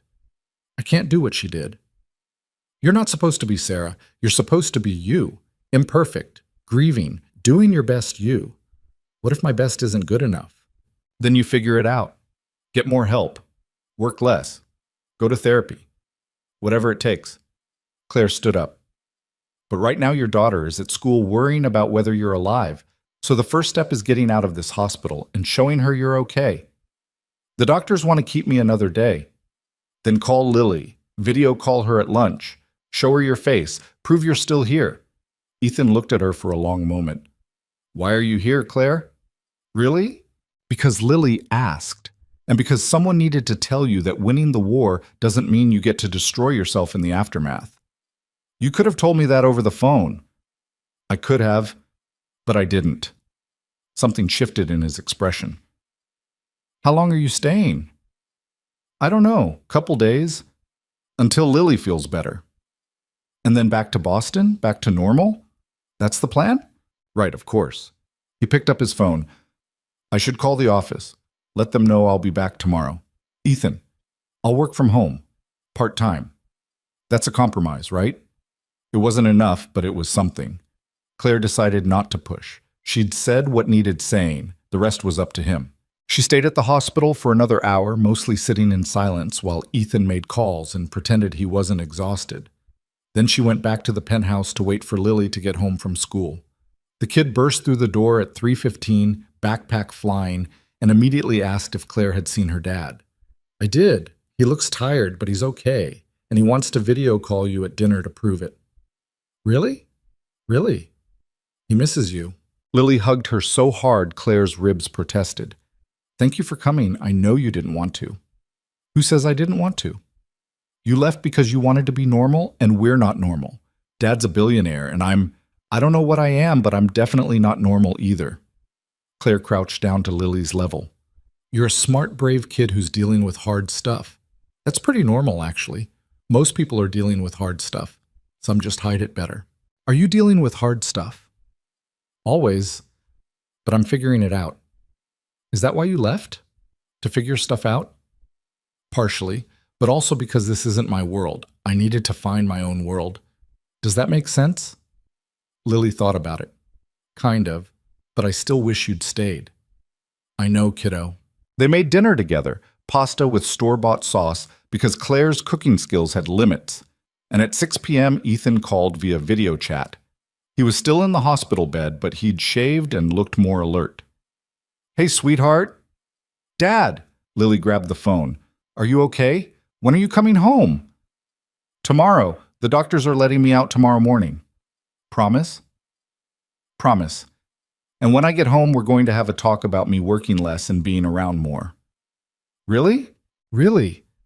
Claire pointed out that I've been kind of terrible at that lately. Lily glanced at Claire, who was pretending not to listen from the kitchen. Claire's smart. She is. Now tell me about your day. Did you finish that project on ecosystems? They talked for 20 minutes, Lily's anxiety visibly easing as she watched her father make jokes and ask questions and be present in the way she needed. After hanging up, Lily looked at Claire. You told him to work less? I suggested he might want to prioritize you over board meetings. What did he say? That he'd try. That's what adults say when they don't actually plan to change. Sometimes, but I think your dad means it. Because you told him to. Because he loves you, and he's finally listening to what you need. Lily seemed satisfied with this. They spent the evening doing homework and watching cooking shows and acting like this was normal. Claire staying in a Manhattan penthouse, helping raise someone else's kid, pretending she belonged here. Except it didn't feel like pretending. It felt comfortable in a way that should have scared her, but instead just felt right. That night, after Lily went to bed, Claire sat by the windows looking out at the city. Her phone buzzed with a text from Maggie. How's it going? Complicated. Are you coming back? Yes. Probably. I don't know. That sounds healthy. I'm helping Ethan's daughter. That's all. Sure. Just helping. Nothing else. What else would there be? Oh, I don't know. Maybe the fact that you've been half in love with him since he flew you to New York on a private jet to take down your abusive husband? Claire stared at the message, typed and deleted 3 responses, finally settled on, I'm not in love with him. Okay. But you're thinking about it. I'm thinking about a 7-year-old who needs stability. Right. The 7-year-old. Not her emotionally unavailable billionaire father. Good night, Maggie. Love you too, little sister. Just be careful. Claire put down her phone and tried not to think about Maggie's words. She wasn't falling for Ethan. That would be ridiculous. He was still grieving his wife and sister. She was still recovering from Marcus. They were both disasters held together by stubbornness and unprocessed trauma. Falling for him would be the worst possible decision, which meant she was absolutely not doing that. Definitely not. She was still telling herself that the next morning when Ethan came home from the hospital looking exhausted but upright. Lily tackled him in a hug that nearly knocked him over. Easy, sweetheart. Still recovering here. You're home. I'm home. He looked over Lily's head at Claire. Thank you for staying with her. Of course. Can you stay for lunch? I'd like to talk. About everything. Claire should have said no, should have made excuses about getting back to Boston, back to her job, back to her normal life. Instead, she said, sure. Lunch sounds good. And watching Ethan make sandwiches while Lily chattered about school, the 3 of them moving around the kitchen like they'd done this 1,000 times before, Claire realized something that terrified her. She didn't want to leave. Not tomorrow, not this weekend, not ever. Which was a problem she had absolutely no idea how to solve. Lunch turned into dinner, which turned into Claire spending another night in the guest room, which turned into a week of her living in the penthouse while pretending she was just helping out temporarily. Ethan worked from home like he'd promised, though Claire caught him sneaking into his office at midnight more than once. Lily's nightmares gradually decreased. The 3 of them fell into a rhythm that felt dangerously close to being a family, which was exactly why Claire knew she needed to leave. You're doing it again, Maggie said during their daily phone call. Claire had escaped to Central Park, needing air and distance and perspective she couldn't find inside the penthouse. Doing what? Making yourself small, convincing yourself you don't belong somewhere just because it feels good. That's not what I'm doing. Then what are you doing? Because from where I'm sitting, you've been in New York for 2 weeks helping raise someone else's kid while working your Boston job remotely and lying to yourself about what's actually happening. Claire sat down on a bench watching joggers and dog walkers and nannies pushing expensive strollers. Normal New York life happening around her while her own life felt increasingly surreal. I don't know what's happening, she admitted. I came here to help Lily feel safe. Now I'm cooking dinner and helping with homework. And yesterday, Ethan asked my opinion on hiring decisions for the foundation. And that's bad because? Because this isn't my life, Maggie. This is borrowed, temporary. I'm the woman who helped destroy Ethan's enemy, not someone who belongs in his world permanently. Did he say that, or are you saying it for him? Claire didn't have an answer to that. That evening, Ethan asked her to stay after Lily went to bed. They sat in the living room with glasses of wine. Neither of them was really drinking, the city glittering below them like possibilities neither was ready to name. I need to talk to you about something, Ethan said finally. Claire's stomach clenched. Here it was. The conversation where he thanked her for her help and gently suggested she go back to Boston because this arrangement couldn't last forever. Okay, I'm closing Bennett Development Corporation. Whatever Claire had been expecting, it wasn't that. What? Not immediately. We'll finish the current projects, the affordable housing, the community centers, all of it. But after that, I'm shutting it down. The company represented everything Marcus was. I don't want to build on that foundation anymore. But you've transformed it, made it into something good. I've put a fresh coat of paint on a structure built from fraud and exploitation. That's not the same as starting clean. Ethan set down his wine glass. I'm starting something new. A foundation dedicated to helping women rebuild after leaving abusive situations. Job training, housing assistance, legal support, therapy. Everything someone would need to actually start over. Claire's throat tightened. Like what you gave me. Like what you deserved from the beginning. What Emma deserved. What all of them deserved. He looked at her directly. I want you to run it. Ethan, hear me out. You're already working with a nonprofit doing exactly this. You understand the problems from the inside. You know what works and what doesn't, and you care about it in a way I can fund but never fully comprehend. I'm not qualified to run a foundation. I've been working in the field for 3 months. You're more qualified than you think, and you wouldn't be alone. I'd hire a full team, experienced people who know how to build programs that actually work. But I want you leading it, setting the vision, making sure we're helping people, not just writing checks to feel better about ourselves. Claire stood up, needing to move. This is crazy. A month ago, I was answering phones in a cramped office in Boston. Now you're asking me to run a foundation. I'm asking you to do what you're already good at, just with better resources. Why me? You could hire anyone, someone with credentials, experience, connections, because you survived Marcus Bennett, and instead of running away from other people's pain, you ran toward it, because you see people who are invisible to everyone else, because Lily trusts you, and I trust Lily's judgment more than my own. Ethan stood as well, closing the distance between them. And because I think you're tired of making yourself small to fit into other people's expectations. This is a chance to be as big as you actually are. The words hit Claire like a physical thing. She'd spent 6 years shrinking. Another 3 months convinced she needed to stay small, stay safe, stay in a life that fit neatly into boxes she understood. I need to think about it, she said. Take all the time you need. The offer stands. But Claire barely heard him. Her mind was already spiraling through possibilities and fears and the terrifying question of what happened if she said yes and failed. She called Rita the next morning. You're quitting, Rita said immediately. I haven't decided anything yet, but you're thinking about it. I can hear it in your voice. Rita sighed. What's the offer? Claire explained. The foundation, the resources, the chance to actually help people on a scale she'd never imagined. So why are you calling me instead of saying yes immediately? Because I don't know if I can do it. I'm nobody, Rita. I don't have the background or the experience or... Stop. You think I hired you because of your resume? I hired you because when Sarah Johnson called about leaving her husband and you stayed on the phone with her for 2 hours past your shift talking her through every step, I knew you understood what this work actually means. Rita's voice softened. Claire, you're good at this. Really good. The question isn't, can you do it? It's, are you brave enough to try? After hanging up, Claire sat in the guest room. Her room, she'd started thinking of it, which was its own kind of dangerous, and tried to untangle what she actually wanted from what she thought she should want. She wanted to help people.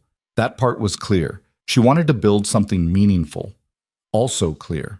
But underneath those wants was something messier, something that had less to do with the foundation and more to do with the man offering it and the little girl down the hall and the way this penthouse had started feeling less like a borrowed space and more like home. That was the part that scared her. Lily found her there an hour later. Miss Rodriguez says you look like you're thinking too hard and need cookies. Claire smiled despite herself. Miss Rodriguez is very wise. She is. She also says you're going to leave soon, and that makes Dad sad even though he pretends it doesn't. Lily, it's okay, I get it. You have your own life in Boston. We're not your family. Lily sat on the bed, picking at the comforter. But I wish we were. Is that weird? No, sweetheart, that's not weird at all. Do you wish we were your family? The question was so direct, so honestly asked, that Claire couldn't deflect or soften it. Sometimes, she said truthfully. But families are complicated, and your dad and I, we're still figuring out what we are to each other. Friends? Friends, yeah. Mom used to say that the best relationships start as friendships. That's how she and Dad met. They were friends first for like 2 years before they started dating. Lily looked up, her expression too knowing for a 7-year-old. I think Dad likes you. Likes you. I think your dad is still in love with your mom. He is, but Mom's dead. She's been dead for 4 years, and I think she'd want Dad to be happy again, instead of sad and working all the time. Claire's chest ached. You're very smart, you know that? I know. Everyone tells me that, usually when they're trying to avoid answering my questions. Lily stood up. Miss Rodriguez really did make cookies, by the way, in case you want some. After she left, Claire sat there thinking about Sarah, the woman in the photographs, The mother who'd made old-fashioned remedies and read books in funny voices. Would she want Ethan to move on? Would she approve of Claire, the broken woman her husband had saved and who'd somehow stumbled into loving her daughter? The thought stopped Claire cold. Loving her daughter. When had that happened? When had Lily stopped being Ethan's kid she was helping temporarily and become this person Claire couldn't imagine not having in her life? The realization terrified her. She found Ethan in his office that night after Lily was asleep. He looked up from his laptop, working again, always working, and something in Claire's expression made him close it immediately. What's wrong? I'm scared. Of what? Of saying yes to the foundation and failing, of staying here and getting too comfortable, of caring about you and Lily and then losing you like I've lost everything else that mattered. The words tumbled out, unfiltered. I'm scared that I'm replacing one kind of dependency with another, that instead of needing Marcus's approval, I'll need yours, that I'll make myself small again without even realizing it.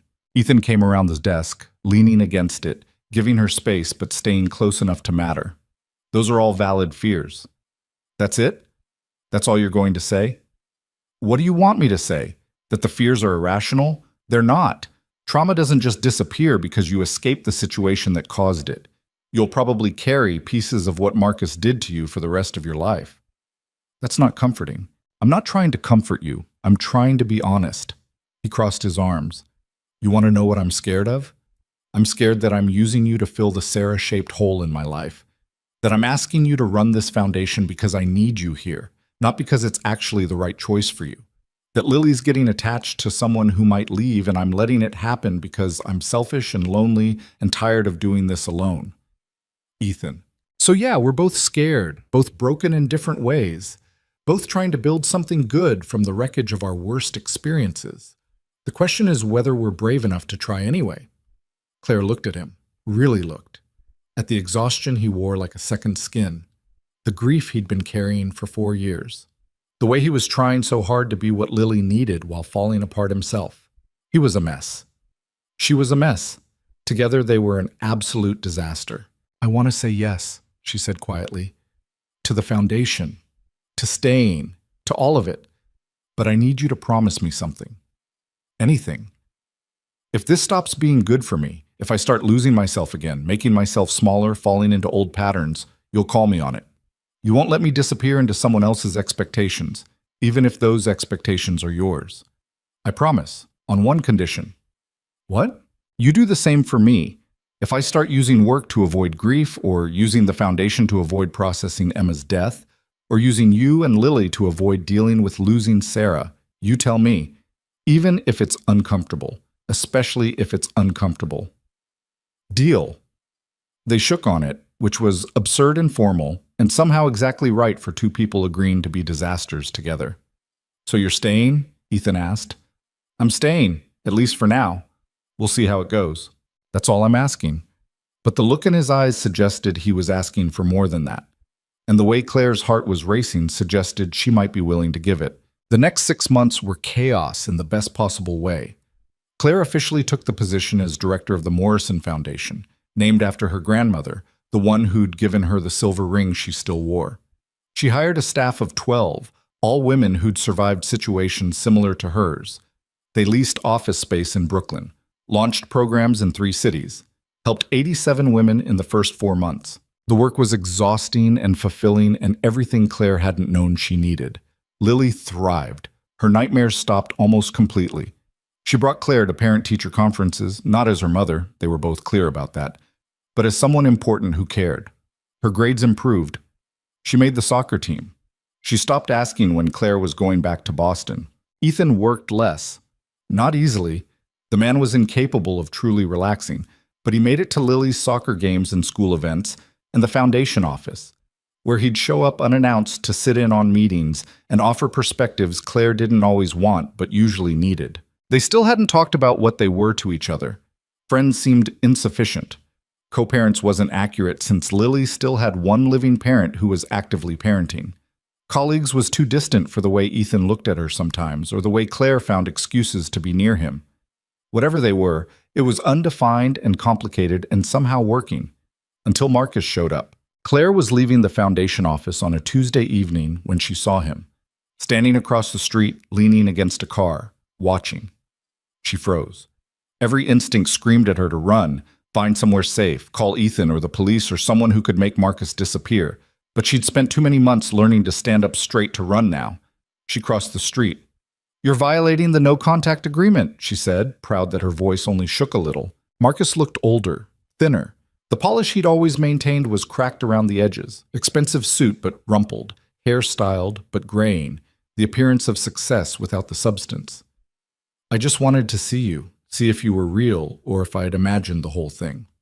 I'm real, and you need to leave. I lost everything because of you, my company, my reputation, my life. You took it all.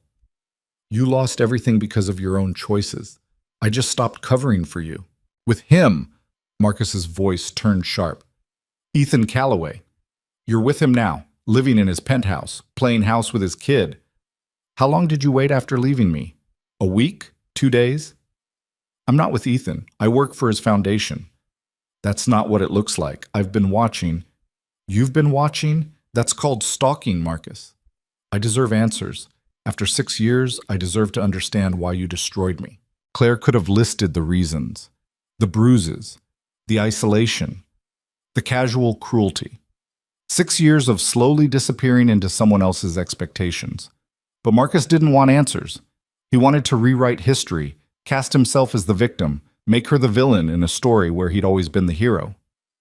"You know why," she said instead. "And I'm done explaining myself to you. We're divorced. You agreed to no contact. If you don't leave right now, I'm calling the police." "You wouldn't—" She pulled out her phone. Marcus's expression shifted, calculation replacing anger. He was running scenarios, trying to find an angle, a way to regain control. There wasn't one. "This isn't over," he said finally. "Yes, it is.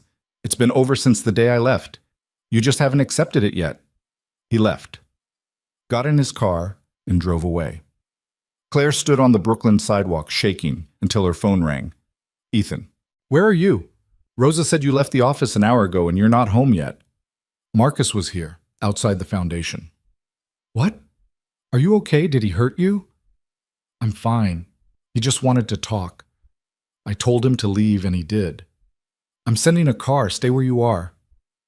"Ethan, stay where you are, Claire, please." 20 minutes later, Thomas pulled up in the black Mercedes. Ethan was in the back seat, looking furious and terrified in equal measure. "He violated the agreement," Ethan said as soon as Claire got in. "We can press charges, get a restraining order.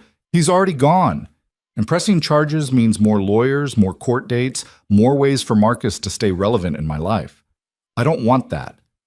He threatened you. He showed up and talked. That's all. I handled it." Ethan looked at her like she'd lost her mind. "You shouldn't have to handle it. That's what the no-contact agreement was for." "I know. But I did handle it, and that matters." Claire met his eyes. "For 6 years, Marcus made me afraid of my own shadow. Today, I stood my ground and he left. That's not nothing." Ethan's fury slowly shifted to something else. Pride, maybe? Or recognition. "You're right. I'm sorry. When you said he was there, all I could think about was something happening to you. I'm okay.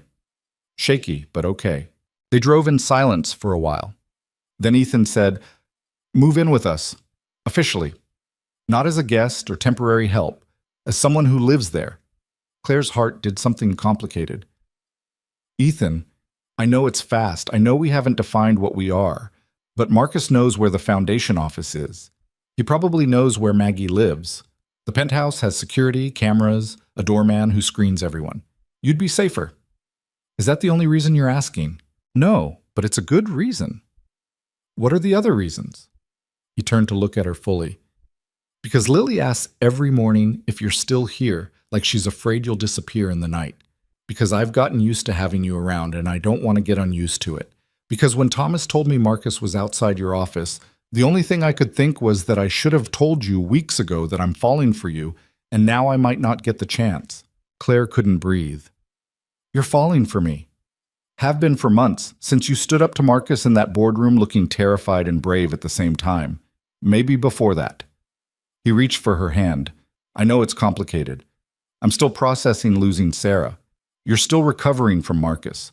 We're both disasters trying to raise a 7-year-old and run a foundation and figure out who we are outside of our trauma. But Claire, I don't want to do any of it without you." "I'm scared," Claire whispered. "Me too. What if we mess this up? What if being together ruins what we've built? What if it doesn't? What if we're actually good for each other?"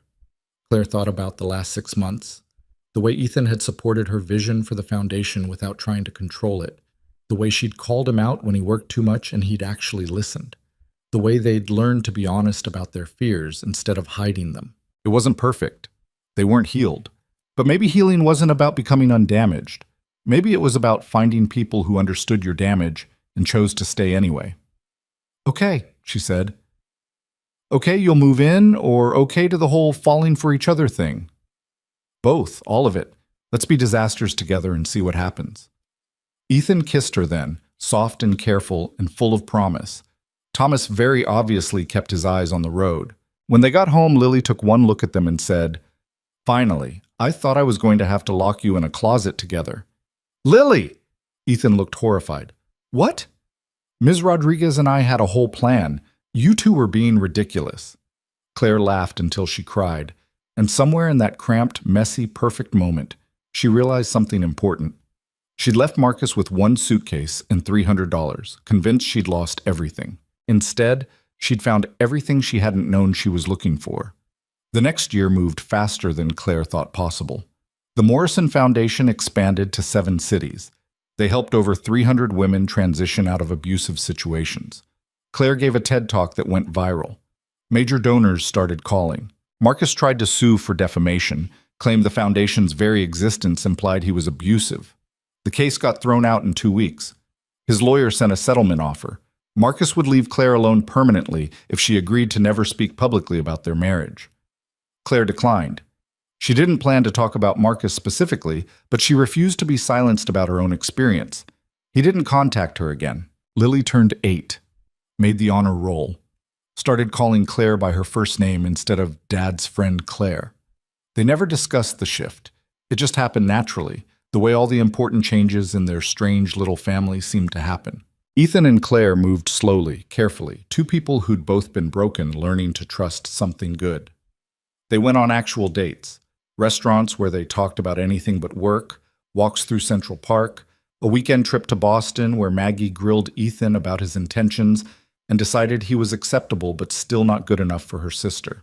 They fought sometimes, about work boundaries, about Lily's bedtime, about whether Ethan's tendency to solve every problem with money was helpful or controlling.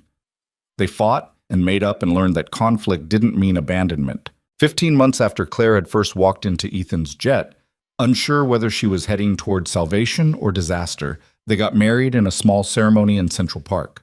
Lily was the flower girl. Maggie was the maid of honor. Rosa cried through the entire thing. Sarah's photo sat on a table near the front. Not forgotten, just no longer the only story. Emma's too. Claire kept her name. Morrison, not Bennett, not Calloway, just herself. The foundation grew.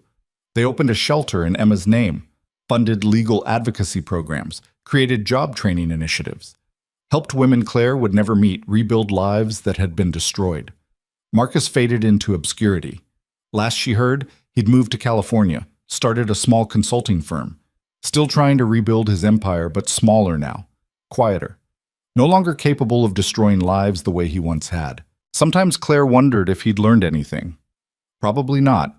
People like Marcus rarely did, but that wasn't her problem anymore. 3 years after leaving Connecticut with one suitcase, Claire stood in the foundation office looking at the wall of photographs. Women they'd helped, lives they'd changed, faces that represented second chances and new beginnings. Lily came to the office after school now sometimes, doing homework in Claire's office, asking questions about the work, absorbing the idea that helping people was important. Ethan had finally learned to leave work at work. Mostly.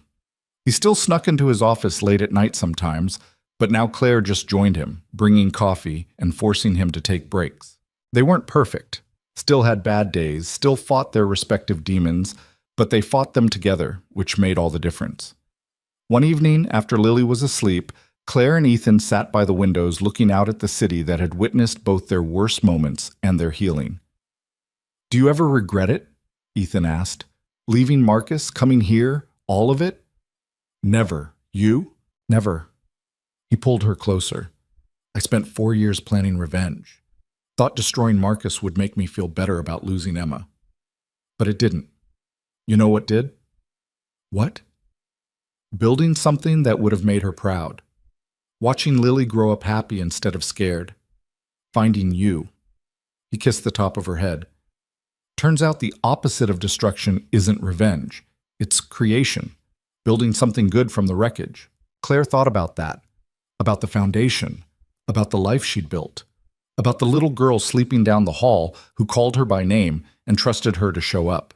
She'd walked away from a golden prison with nothing. Now she had everything that actually mattered. Not money, though the financial security was nice. Not status or success or any of the things she'd thought she wanted when she married Marcus. She had purpose, community, a family she'd chosen and who'd chosen her back. She had a life that was entirely, completely, messily hers. And maybe that was the whole point. Not finding someone to save you, but finding the courage to save yourself. And then, once you'd done that hard work, finding people who met you in that brave, broken, beautiful place and said, "Yes, I see you, I choose you, let's build something together." "I love you," she said to Ethan. "I love you too." Simple words, but they meant something different now than they had in her marriage to Marcus. Then, love had been about obligation, performance, making yourself smaller to fit into someone else's needs. Now love was about showing up honestly, being seen completely, choosing each other not despite the brokenness, but because of the understanding that came from it. Lily wandered out around midnight, half asleep, claiming she'd had a bad dream. Claire and Ethan made room on the couch. They sat there, the three of them, watching the city lights until Lily fell back asleep between them. This was Claire's life now. Imperfect, complicated, built from the ruins of everything she'd thought she wanted. And it was more than she'd ever dreamed of having. She'd left a mansion in Connecticut to live in a tiny apartment in Boston, then moved to a penthouse in Manhattan.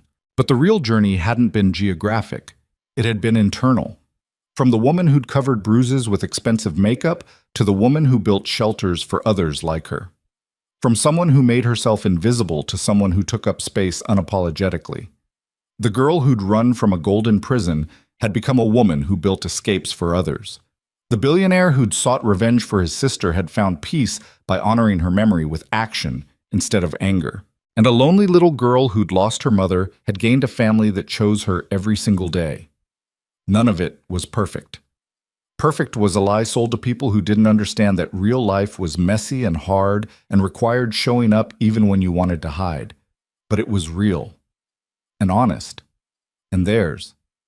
And as dawn painted the Manhattan skyline gold and Claire sat between the man she loved and the child she'd grown to love as her own, she realized something profound. Her old life hadn't been the end of her story. It had been the beginning of the life she was always meant to live. A life where she wasn't Mrs. Anyone, where she wasn't hiding or performing or shrinking, just Claire, building, creating, loving, surviving, and then thriving. And that was more than enough. It was everything.